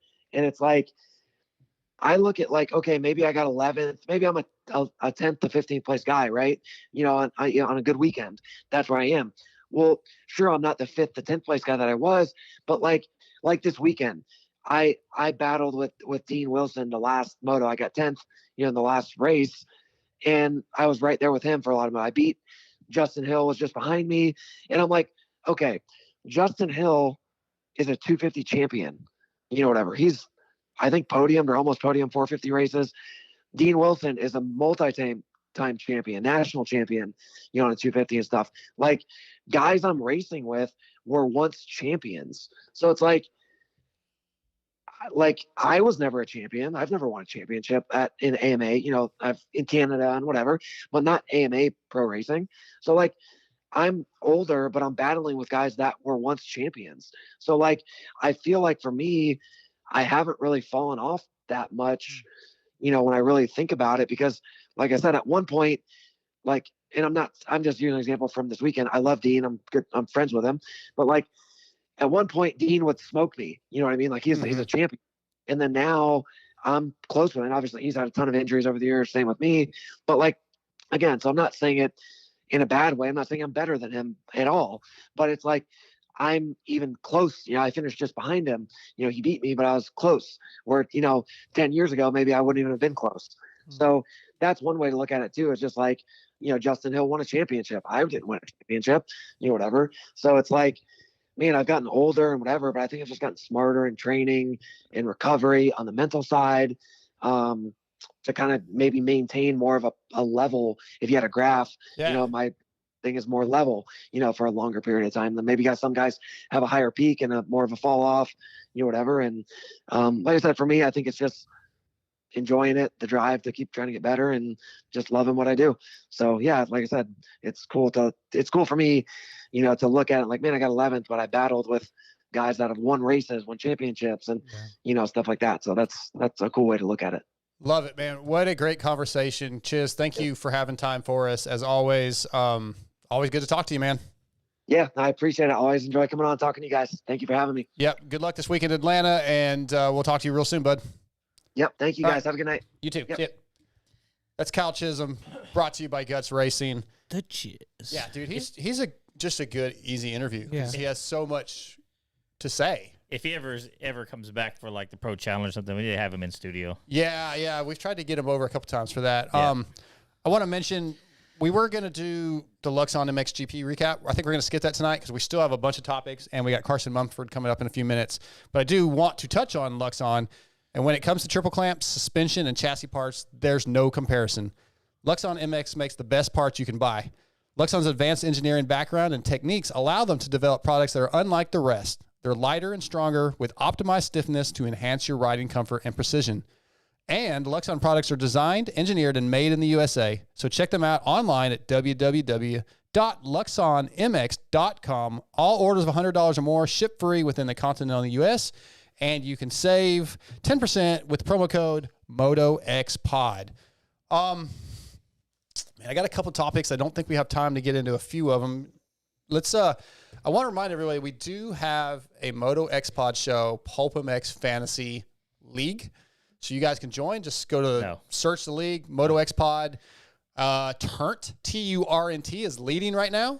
He bumped up. I hate all those people. I know. A few weeks ago, I was like, yeah, I think I'm going to have to kick out some of these guys that are beating me, but that would Absolutely. be almost everybody. Yeah. There would literally probably be me And then and I'd be maybe behind nobody you. else. I would be behind you. Okay. Yeah. Yeah. So, but join our Fantasy league. Fantasy can just eat it. Join our MotoXpod Show League, and we will try to have some prizes for the top 3 at the end of the season. It's fun just to talk some trash. It's funny because I know that if I was like able to participate like I would want to and I'd be like saying the same stuff as y'all, but like Why are you not able to? That's because I work Saturday nights. What does that have to do with? has nothing to do. Okay, Why does that mean you can't play? I would want to make my picks like right after I saw qualifying and all that stuff. Yeah. And That's when you make your picks. But if he's working, yeah, it's but hard I look. go to work right to the end of it. It's just Can't really do the research you want to do. yeah. I would. I want to make yeah. fun of you for that, but But at the same time, so what? Anyways, that wasn't really the point. The point was that it's funny being on the side that doesn't play, listening to you guys. It's the like worst it's game like ever. yeah, it's like when you're drinking and then everybody else is drinking, you're like, oh yeah, having a great time. But then when you're not drinking and watch everybody else, you're like, oh my god, like these guys look ridiculous. I'm with you. I hate the game. This is my last year. I'm retiring. I've gotten to where I don't care. I'll take Like, it. I'll I take know that I'm bet. going to do bad. I've done and I so just terrible. Don't care. Me too. I'm sending it this weekend. I'm gonna win our league. Yeah. Okay. Good luck. Yeah. Anyways, Let's knock out the Prox highs and lows before we get Carson on, because we have 2 pretty big topics that I want to touch on once we're done with Carson. Rooted in racing from motocross to off-road, supporting teams like Pro Circuit Kawasaki, Pro Yamaha, and SLR Honda, Prox has been dedicated to supplying quality components since 1975. From complex jobs like an engine rebuild to simple maintenance like filters, chains, and sprockets, Prox aims to bridge the gap between OE quality and affordability. Find Prox at your local dealer or online retailer. Visit Prox, PROX-USA.com to search parts for your bike and follow Prox Racing Parts on social media. So, Prox highs and lows. You want to go first? What's your high there, TJ, from the weekend, from Glendale? I mean, my high was a Triple Crown because I love Triple Crowns. Okay. My low was how the Triple Crown turned out. Okay. All right. Scotty, what you got? You go first. Okay, so my high is Derek Kelly's career best finish of a 6th. Yeah. That's one of my highs. And then food in the press box. There's always catering in Glendale for some reason other than press. But our friend, my friend, our coworker, our co-host, Lewis Phillips, somehow made friends with the people running that. We know he doesn't do that well. And he just kept bringing food to us. Like literally all night. He was going over there. He'd come back with chicken strips. He'd go over there. He'd come back with cookies. He'd go over there. He'd come back with something else. It's I that don't know how he sweet worked his English magic. voice. Yeah, it's... They probably thought he was Ron How was that a Weasley. low? No, that was my high. Oh, They Those are probably, my they probably highs. thought he was Oh, Ron both Weasley growing highs. Yeah, I up. had 2 highs. two Sorry. highs. And then my lows are the track and Christian Craig getting hurt. I had 2. So, yeah. Awful. Yeah, I mean, to be honest with you, I really don't like. It was like one of those it kind of just happened weekends. So you don't like, have a high or a low? Yeah, I'm pretty neutral. I'm agnostic on this one. Okay. Fair enough. All right. Should have lined up another topic before I tried to get in Carson on. We're going to do a TJ's Tech Tip brought by Motul. Yeah. You want to give just a little tease on that while I try to get Carson on What the is phone? this? Is this a tip of tell people? I can't say anything. I was about Yeah, to talk. just kind of give us a little... I was going to talk crap, but I have no room He because. asked me about that, and I was like, "How do you give a tech tip over the radio?" I guess you'd say, but Yeah. Well, I was going to say but- is like people should do the opposite of it, but I can't say anything because I can't That'd even. be you, TJ. Yeah, Yeah. exactly. So No, actually, I think I'm we just going to be we got our quiet. guest TJ on. is in. got him on. We're going. Yeah. So let me do this. WUSA is your source for all things wheels. If you're looking for a complete set of wheels for your bike, we have something for every budget. If you want to use the same wheels used by Eli Tomac, Cooper Webb, Malcolm Stewart, almost it's Malcolm Smith, Christian Craig, Chad Reed, and Jeremy McGrath, just to name a few, we have what you need. We have the exclusive W Edge wheel set starting at $799. As the exclusive import of Hahn, Kite, and Talon hubs, as well as Excel and DID rims, we can build your dream wheels. Give us a call or check out our website, www.wusa.com. Follow us on Instagram to see some of the latest and coolest builds, and you can also mention MotoXpod to save. Tonight, WUSA brings us from the Pro Circuit Kawasaki team, Carson Mumford. What's up, Mumphy? What's going on, man? Not a lot, man. How you feeling? I know you did pulp. We're going to try. I actually didn't listen, so I don't really know what he asked you. Hopefully we won't double up. Just real quick. I don't want you to butt in. How does that feel to hear somebody say from the Pro Circuit Kawasaki team? Oh, it brings me back to the good old days. That's for sure. That's what I was gonna say. I mean, I remember mini bikes, right? Yeah. Yeah, definitely a dream come true. And yeah, I mean, spent a lot of time on Team Green and that, and you always fantasize about being there one day. So definitely check that off the bucket list. Thanks for that. There. Yeah. Yeah, no, I've talked about that with Mitch and his wife Kristen too. That like, man, who would have thought, right? Like, man, I've been all over the place. It seems like, but came right back to where I almost started things. Yeah. I do want to say, because I just mentioned it to you, TJ and Scotty, because you guys don't know, I asked Carson, it might have been Friday, but it was definitely at least Saturday morning to come on the show. And then in the press box, Steve Mathis was like, yeah, I think I'm going to ask Carson Mumford to come on. And I was like, no, I already got him. He's mine. I already got him. And he's like, yeah, I don't care. So what a dick. Cutthroat out there. Bro, it is. Like, I'll cut. Like, if I have a guest normally that he gets, I'll cut him. Yeah. But yeah, I asked you first, and Steve just did not care. He's a dick.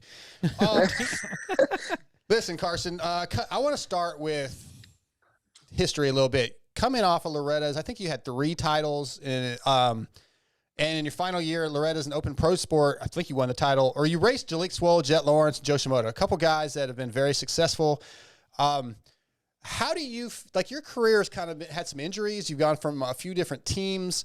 There's a lot of expectations when you come off of a amateur career like you had. Was that difficult to manage those expectations? Not too much, really. I always kind of felt like I was expected to win, even as a young kid. But not only was I expected to win, I really wanted to win. And like you just named off some kids, like I raced Jalek, I raced Jet Lawrence, Joe Shimoda, Dylan Schwartz, Levi Kitchen, Styles Robertson, Pierce Brown. So like it kind of seems like that generation right now is like completely taking over the sport in a way, you know.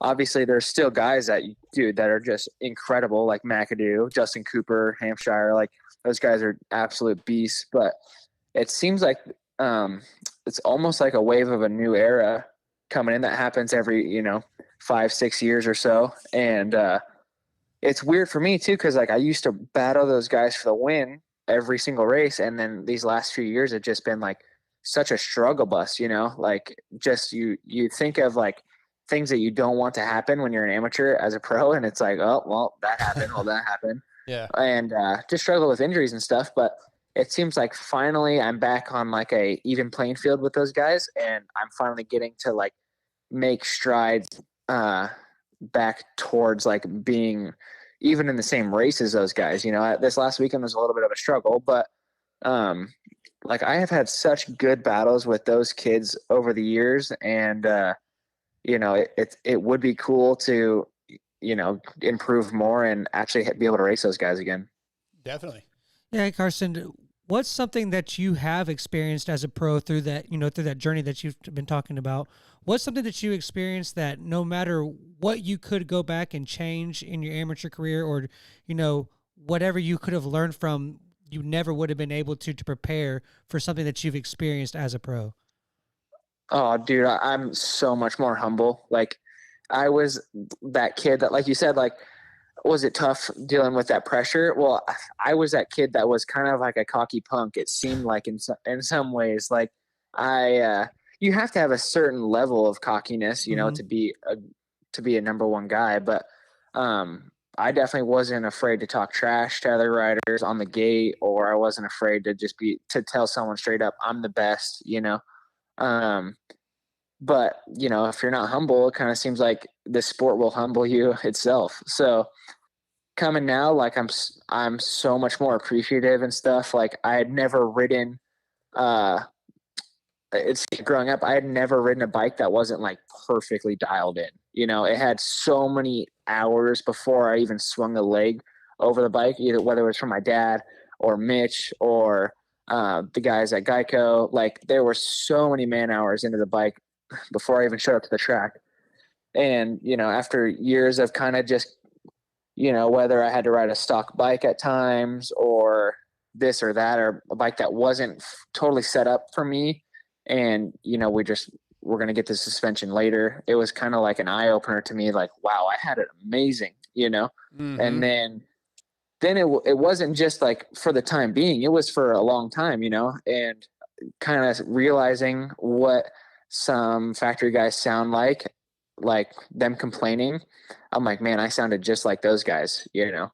And you kind of just have to check yourself a little bit. And nowadays it's like I don't even have anything I can complain about. It's so amazing, you know? So I think, it's definitely helped me out a lot in life going through those struggles. It sounds cliche to say that, like, oh, you know, I wouldn't be where I'm at today if I didn't go through that, but I really wouldn't. I really wouldn't be appreciative. I really wouldn't get to like soak in all the great things that I'm involved in, you know? Mm-hmm. You know, it would have just been expected, you know? Yeah, I remember when you were younger, you kind of, I say standoffish a little bit. You weren't involved with a lot of stuff. But now that this is, I guess, like as you had said, you use your words, like humbling a little bit. Like how does that change your like moving forward? Yeah, I mean, it's not like I wasn't like a nice kid. Still, Right. I demanded a lot. It wasn't like, you know, like in my head, it was like, oh, you're not gonna stay after work and put a fresh engine in my bike or something. You know what I mean? Mm-hmm. Something like, or like, I expected everyone to go the extra mile for me because I was winning all the time. And I mean, I would have gone the extra mile too. But now I'm just like, you know, I'm more laid back, it seems like. And obviously on this team, I don't really have to like stress about anything. They're obviously staying late and doing all that, I'm so grateful. But I don't know. It's just tough, right? Yeah. Let me ask you, coming into this season, you were signed with Bar X, right? You were supposed to race for them, or am I wrong? No, it was, okay. Yeah. Okay. I thought I wasn't sure if you still had a deal with them and they let you out or how that works. So when Mitch reaches out to you and you decide to take this deal, does it feel like almost a quote unquote, this is the opportunity I've been waiting for and I have to perform? And at that point, do you almost go, okay, well, if I don't perform, it looks really bad. Like, does all this stuff go through your head or is it just positive?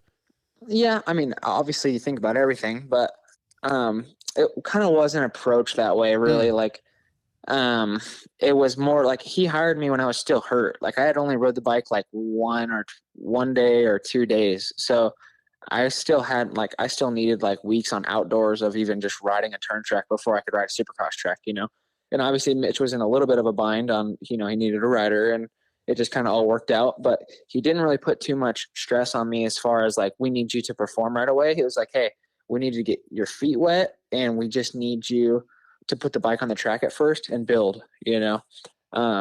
Obviously getting to show that I have good speed and I have a lot to offer. I kind of showed that at Seattle that I can be something great. So I think expectations went up a little bit just for myself, and like, you know, Mitch got to see like, all right, let's do work now. I know where you can line up if everything goes according to plan, right? Mm-hmm.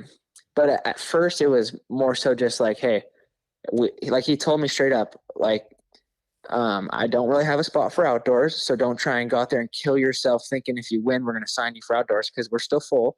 And don't kill yourself. He told me so many times, just don't crash. Like, if you are getting tired because you don't have the same preparation in off season as the other guys, he's like, ride your hardest. And if people go by you, they go by you. If you're not feeling a rhythm section, give me your best effort. But if you're really not feeling it, and he just kept saying over and over, don't crash out. Don't crash out. We need a guy there every round. We need a guy there to improve and, you know, and do that type of thing. So I'm definitely trying my best at doing that. But like I said, after Seattle and showing that I had good speed and almost winning that heat race, and like a lot of positives came from that. So now it's kind of like, okay, let's build on that. Yeah, that's good advice. Yeah, that kind of goes into a question I had. Speaking of Mitch, you know, that's a good example of maybe something that he would do differently than maybe other managers in that position would do. You know, given the scenario that he's in this season, that's kind of probably what prompted that advice that he gave you. But what is other things that you see Mitch do differently than any other manager that you've had so far in your career? I would just say Mitch is old school in a lot of good ways. Like, you know, he likes to have good conversations, and like, he's not a big phone call guy. It's, you got to go down there and talk to him and shake his hand, look him in the eyes, and have a good conversation, you know, which is cool. And I also like how it's not like teams that I rode for in previous, like, they'll kind of tell you that they're happy with you, this and that, and then you hear from someone else that they're not. He will tell you what he's feeling, whether it's good or bad. And then once you have that conversation, okay, where are we moving forward from this? Which is really cool.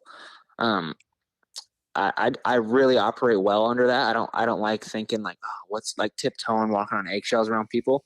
It's never good. So I think that's really cool. Like, you know, he's not afraid to hurt your feelings, but he's also not afraid to tell you exactly what you did right. And it's kind of just like back to my roots, because I rode for him when I was on a mini bike, and even same thing back then. He'd be like, hey, terrible start, but good charge to the race. You know, he'll tell you everything you did right and wrong, which is really cool. So Carson, talk about this bike. You mentioned a little bit ago, expecting, you know, through your career, expecting the best, basically the guys to do all the work, to put the hours in and meet the expectations you had for yourself. How does this team meet those expectations? How good is this bike compared to anything else you've ridden? Like, what is better? Well, I've definitely rode some good bikes over the years, for sure. I definitely don't want to get that crooked. You know, a lot of the teams that I've rode for have definitely given me a lot of good opportunities, and the best opportunities that they had at the time. You know, they did everything that they could a lot of the time. But I will tell you, this bike definitely exceeded my expectations, like, by a lot. I kind of had an idea of what it was going to be like, because I did like a PC tryout when Geico folded. And I remember riding it going like, oh my God, I raced guys and I battled Mitch's guys a couple times this season on this bike. Like, dude, that is amazing. Like, I was almost like stoked that I even was like competitive with, because it's just amazing, dude. Like, the bike is great. And it kind of almost made me some days, like, I'm sure people are pissed off and tired of hearing me saying, the PC bike was so good in this area, and they're like, this isn't the PC bike, you know what I mean? Yeah. But it's really like, it's got a lot of hype around it, because Mitch has won so many championships over the years, and he's always had amazing bikes. And it's still to this day, it's gotta be, like, I haven't rode all the bikes out there, but it's gotta be really close, or if not the best 250 in the class, for sure. Wow. Hey, Carson, so you may not be able to kind of, you don't feel like you have to divulge this too much, but just, did it kind of surprise you at all that maybe a guy like Ryder DeFrancisco didn't jump up into this position to fill in the role? Were you maybe more or less surprised that you got the call at that point? So I initially had thought that, but Ryder had, I think, either the week of or the week before, he had tore his thumb and had to get surgery on his thumb. So, like, exactly. That was the first thing that came to my mind when I had seen Austin go down. I was like, dang, that sucks, you know. But I was still hurt and wasn't even thinking about filling in. And I was like, oh, I wonder if they'll put, like, Ryder D or one of their younger kids on the bike, or if they'll even do anything like that. And then I seen, like, a week later, or I remembered that, oh, dang, Ryder had a thumb injury, you know. Mm-hmm. And so I didn't really expect to even get a call or anything from Mitch, but I keep in touch with Mitch over the years. And I had, he'd actually called me, I think 2 days after I got wrist surgery, and just told me, like, cause I'm roommates with Joe Shimoda's mechanic. So every once in a while, Mitch will like, hey, how's Carson, to him, and back and forth. And I think down at the shop, he was like, yeah, man, Carson's really down in the dumps. He's bummed out on himself and just doesn't know what the next step is. And so obviously Mitch has known me for a long, long time. And, you know, I would call him if I ever heard something like that. So he had called me and said, like, hey man, I'm sorry you're going through this, and just keep your head up and this and that. And hopefully you get back on your feet and do well. And when you do, come back down by the shop and we'll hang out or whatever. So as soon as I started riding or something, I was like, man, I can't wait to send Mitch a video. I'm back on the bike, you know? Yeah. And then I rode like 1 or 2 days, drove down to the shop just to say what's up and tell him that I was riding. And that's when he was like, hey, we're looking for a filling guy. And I was like, well, I could definitely be that guy. And he's like, that's what I'm thinking. He's like, well, I'm like, right on. When do I start? And he's like, Monday. Oh, nice. I'm like, no way. Are you serious right now? So it was That's really awesome. cool. Yeah, it worked out perfect. Carson, I only got 2 more questions for you. Personally, doesn't sound right now like you're going to be riding for Pro Circuit outdoors. Do you have any thoughts or plans or like, hey, I'm going to look at trying to do this for outdoors? As of now, I'm not too sure, really. My main focus is just trying to do well at these next Supercross races and trying to do well for Mitch and well for everyone on the team, all the sponsors, obviously. Mm-hmm. I haven't really rode any outdoors since my first times back on the bike since my wrist injury and stuff. So hopefully I can do really well at these next few races and just ride like myself. Like I rode again today in practice since this is my first time riding again since Arizona. I took a couple days off just because I wasn't feeling too great after, crashing in the first turn, and I made some few mistakes that night and was super sore, but rode today and I was riding great. So like today kind of reassured me again, like, okay, if I just ride like I do on a practice track at the race, just nice and relaxed, like I got a good chance of just opening some eyes. And if, I do that, I think stars will align and hopefully I can end up somewhere, because obviously I want to race outdoors.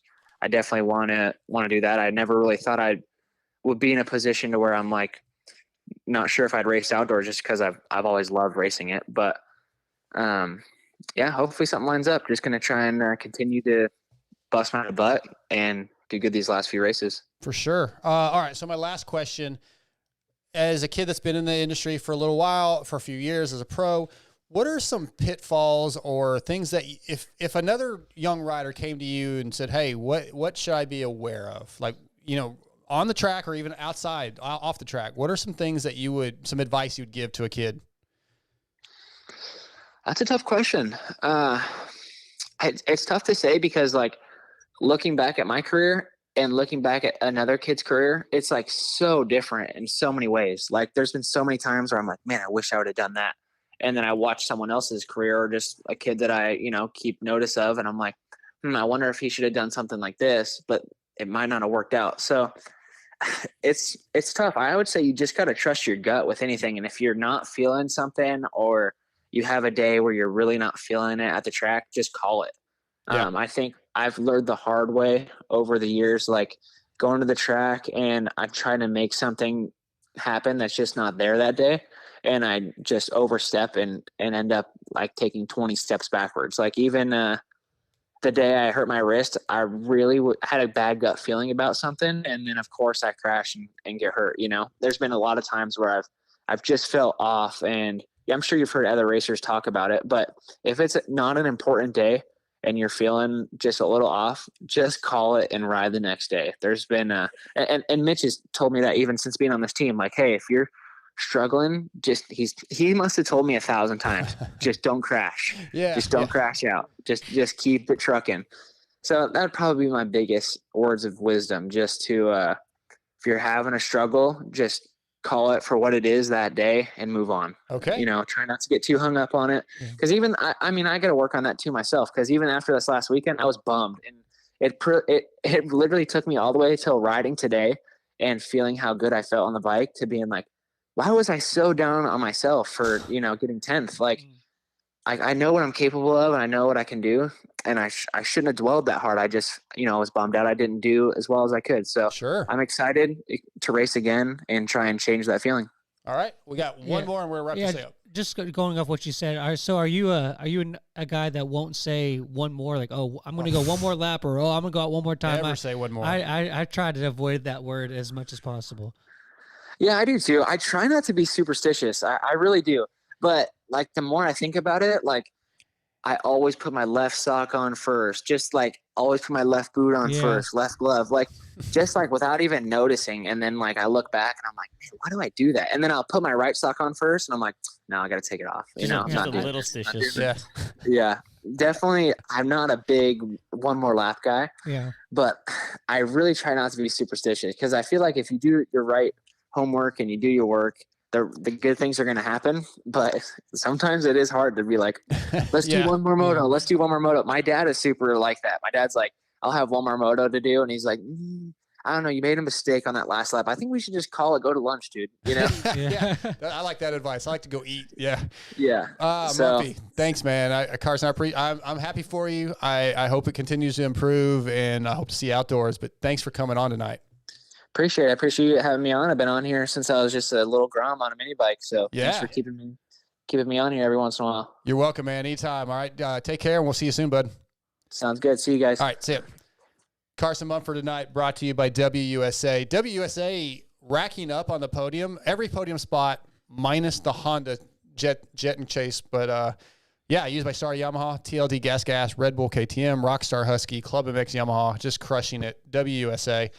All right, so we're getting on a long show, so we're cutting a few things out. A couple of these topics we'll save for the next one.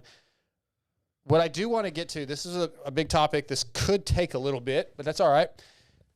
Cooper Webb has been known, we always think of him as the guy that kind of plays the mental games. He's talked about going on the line and talking trash. We've watched what he did a couple years ago with Ken Roczen. He does the finger point, the finger gun, all that stuff. But I questioned this weekend. The first race in Glendale, Eli Tomac lines up 4 spots to the right of the box, and Webb, I think, was 4 or 5 spots to the left of the box. Eli pulls the start, goes out and does well. Next race, Cooper moves to the outside of him, 5 spots to the right of the box. And I'm thinking, okay, is this him kind of messing with Eli a little bit? Or is this him going, oh, crap, Eli got a better start than me. Eli did better than me. I need to do this. So I'm wondering if he's playing mental games, TJ, or if the mental games are getting to him a little bit. First of all, what are your thoughts on that question? Well, to me, I think the only people who try to play mental games, a lot of times it's because the mental things bug them and they think it bugs other people. Okay. We also have to take into account a couple of the races where Eli didn't finish as well as Cooper was when he had the neck problems, and then all of a sudden he's back. Yeah. So, and this is coming into Glendale, which is typically a very, very good race for Eli and not very good for Webb. I actually have since 2017, which was Cooper Webb's 450 debut. Eli's average finish in Glendale is 1.8 and Webb's is 7.6. Not a very good average. So but it's normally the beginning of the year too. What's that? It's normally the beginning of the year too. Yeah, but I'm just talking his average finish at that particular stadium. So that some of these riders, that's in their head, right? They go, I never do good at Glendale. I'm probably going to do bad tonight. So I'm kind of wondering if he's struggling a little bit mentally with having to race Eli. Scotty? Yeah, I kind of think of the opposite of what TJ was saying. I think that only time that you would use mental games like that is if you are so confident that it doesn't phase you. Because if you are mentally weak and then you try to play mental games, then it comes back and plays on you. I don't think that he's like, I'm mentally weak in this. But the way I look at it more as he's like, things get in his head, like what you're saying, man, I've only ever done 7th here or whatever is the best I've done. That stuff bugs me, so it must also bug you. Yeah, see, I look at it differently. I look at it as like he knows exactly what he's capable of and what he's so mentally strong that he does that to chink at anybody else's armor. He's so strong that he's capable to do that. Yeah. And I think that he's like looks at it like maybe no stone go unturned. Does he really think, and I think he's even said, you can't phase him. Like you really can't phase Eli. He said, yeah. But I think that he's going to continue to try. Sure. Like he's not going to give up trying to phase him until for that one chance, that Hail Mary, that it actually works once. So that's how I look at it. Yeah, and you have to look, if you look at the history this season, or even in the past going into Atlanta, where Eli's average finish there is 2.75 with 1 win, and Webb's average finish is 3.5 with a single win at the Speedway, not the stadium. And then the starts just in general, I went back in the last 5 rounds. So starting at Arlington, which was a Triple Crown, and I counted all 3 of those starts. Yeah. So at the last 7 starts leading into Glendale, Eli's average start position is 2.57 and Webb's is 4.57. So pretty bad compared to Eli. And Eli's average finish is 3.42 to Webb's 2.42. So starts were worse for Webb, finishes were better, but you also have to take into account those were 2 bad races for Eli. Yeah. So yeah, I just wonder how much of that goes into.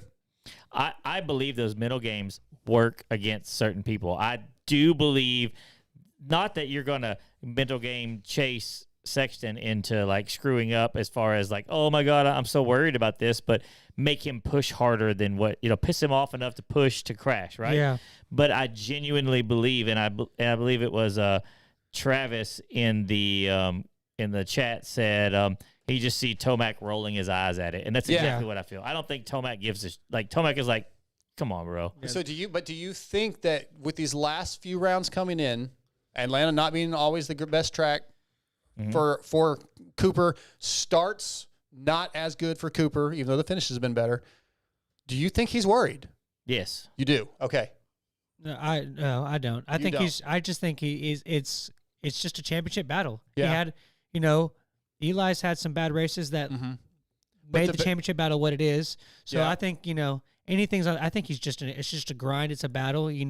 In that battle, he's going. Same thing I said. It's no stone unturned. He's going to try everything he possibly can to stay in this battle fight. Did he have a good weekend this weekend? No, he didn't. But he's not going. I don't think it is in his head or anything. I think he's just straight championship fight, and that's the only thing that he's thinking about. Okay. What can I do the most to make my championship efforts the best? I would like to think he's not bothered. I think some of these things are in his mind. Like, he probably is aware of these things, and I think as a human, they still kind of maybe affect. Yeah, I think he knows, like, going into a weekend what his strengths and weaknesses are going to be, but I don't think that he's mentally flapped by any No, of I don't it. think he's flapped. I wouldn't go quite that far. Well, let's roll that right into the 6D picks for Atlanta. Since its inception almost 12 years ago, 6D Helmets has been dedicated to the relentless pursuit of brain protection. TJ, you need that? From the original ATR-1 to its successor, the ATR-2, the goal is to develop a revolutionary design concept utilizing creative, forward-thinking technology that would change the market and prove the safety capabilities of the sports helmet. The helmet is the most important piece of protective equipment you will purchase, so visit 6dhelmets.com or go to your local dealership and ask for 6D. Try them on. Wonderful helmets. 60 picks for Atlanta. We'll let you go first, TJ. I'm going to say Eli, Barsha, and Webb. Dude, I wanted to put Barsha on mine, and I backed out. Like, I wrote it down. It literally says Barsha, and I crossed it out. Scotty? It's weird. I have like Eli either first or fifth. Like it's like Right. Just pick one. Yeah. So You're I know. wishy-washy on this, man. Just pick one. Well, y'all guys just go boom, boom, boom. Like let's should be a conversation. I mean, yeah. Yeah. okay. Or sorry, it's dinner time. We gotta get It's true. we gotta get dark side some food. We getting gwumpies. But okay, I'll go Eli, Sexton, Webb. Okay, why? Honestly, why Eli first or fifth? Because it's like I either see him being the Eli that he's been the last couple of weeks and winning, and just like he's either going to win or he's going to have one of those weirdo rides where he's in like fifth. Okay, I mean, I guess that's. I don't possible. see him I getting think second. I think he's all. I think we're going to see 100% Eli all the way through. Yeah, like I think if he's second, you're going to see him win, and I think if he's okay, like So if he's in second, you're going to confused. Okay, I'm with you. get what I'm with you saying? now. Yeah. If you see him in second, I think he's going to win, and either that or he's just going to be fifth. Yeah. I'm going to go Eli, Webb, and Chase. Again, I almost put Barsha second and Webb third, but yeah, Chase is good out at those tracks, and It's too fast. yeah, I Did think you see those the layout? I glanced at it, but I It's didn't. just I like to be surprised by the track. a mile long straightaways, and then going into a corner, that front tire is never going to stick. Oh Jesus! Ouch! Sorry, Lewis. Uh, Lewis hates you.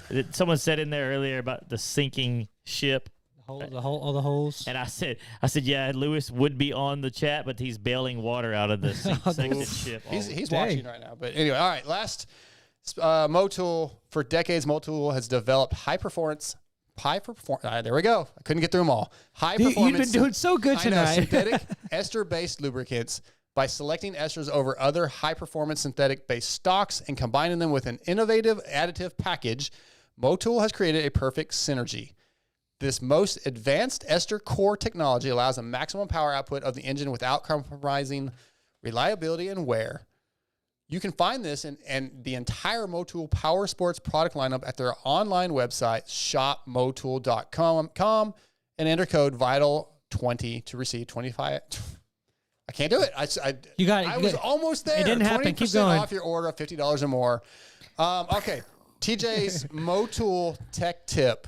Easy one, real quick. Yep. We're gonna when you're doing your oil filter changes on these Okay. 4 strokes. Yep. Take your oil filter out and cut it apart. It's a quick and easy way to look and see what's going on inside your motor. You'll be able to see metal flakes. If it's brass, it could be like bottom end bearings. So anytime you do your oil change, which you should be doing regularly, you just cut the end of the pleats out and then just pull it out like an accordion. And then as it opens up, you can see in the veins what your filter's picking up.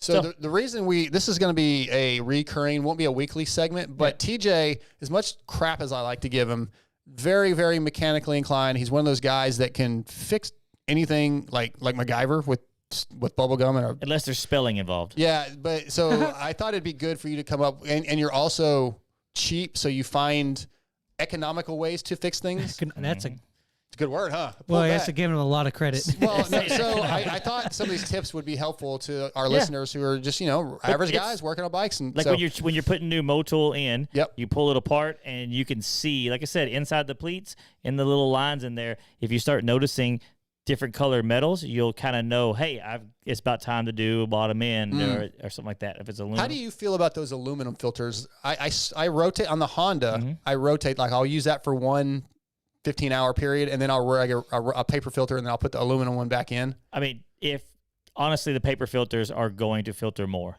Okay. They're just going to do better because they don't just like what's the word I'm looking for? My brain just pulled a blank. When you sieve things through, they don't just sieve the oil through. They actually soak through. So it does catch smaller micron stuff. But the things that oil filter, if you're changing your oil regularly, the stuff that's in your oil filter, it's going to be in there such a short time. I don't think it's a bad deal. You just got to keep those stainless steel ones clean and make sure that I said aluminum, but yeah, and then make sure that they do not get damaged, because if like you drop it or something and one of those little holes opens up bigger than it should, then you're letting larger particles back in, because that oil comes out of the bottom of the motor and goes straight into the crank and straight to the cams, out of the filter. So that's the cleanest oil you want. He's kind of smart with that stuff. Yeah, all of that doesn't make a shit if you don't tighten your drain bolt. Fair enough. Fair enough. All right, guys. That's all I can think about. Yeah, I want to thank our presenting sponsors, Race Tech and Boyesen, Prox, X-Brand, Guts, FXR, 6D, Luxon, Motul, WUSA, all for being on board with the show. I want to thank Carson Mumford, Kyle Chisholm, and Enzo Lopes for coming on. I think that's going to be it. We'll be back next week. And TJ, you'll be out of town working. But yeah, we'll be back with another show. Thanks for listening. Thanks for joining. Follow us and MotoXpod Show at gmail.com for all your comments. We want to get some emails. We're out.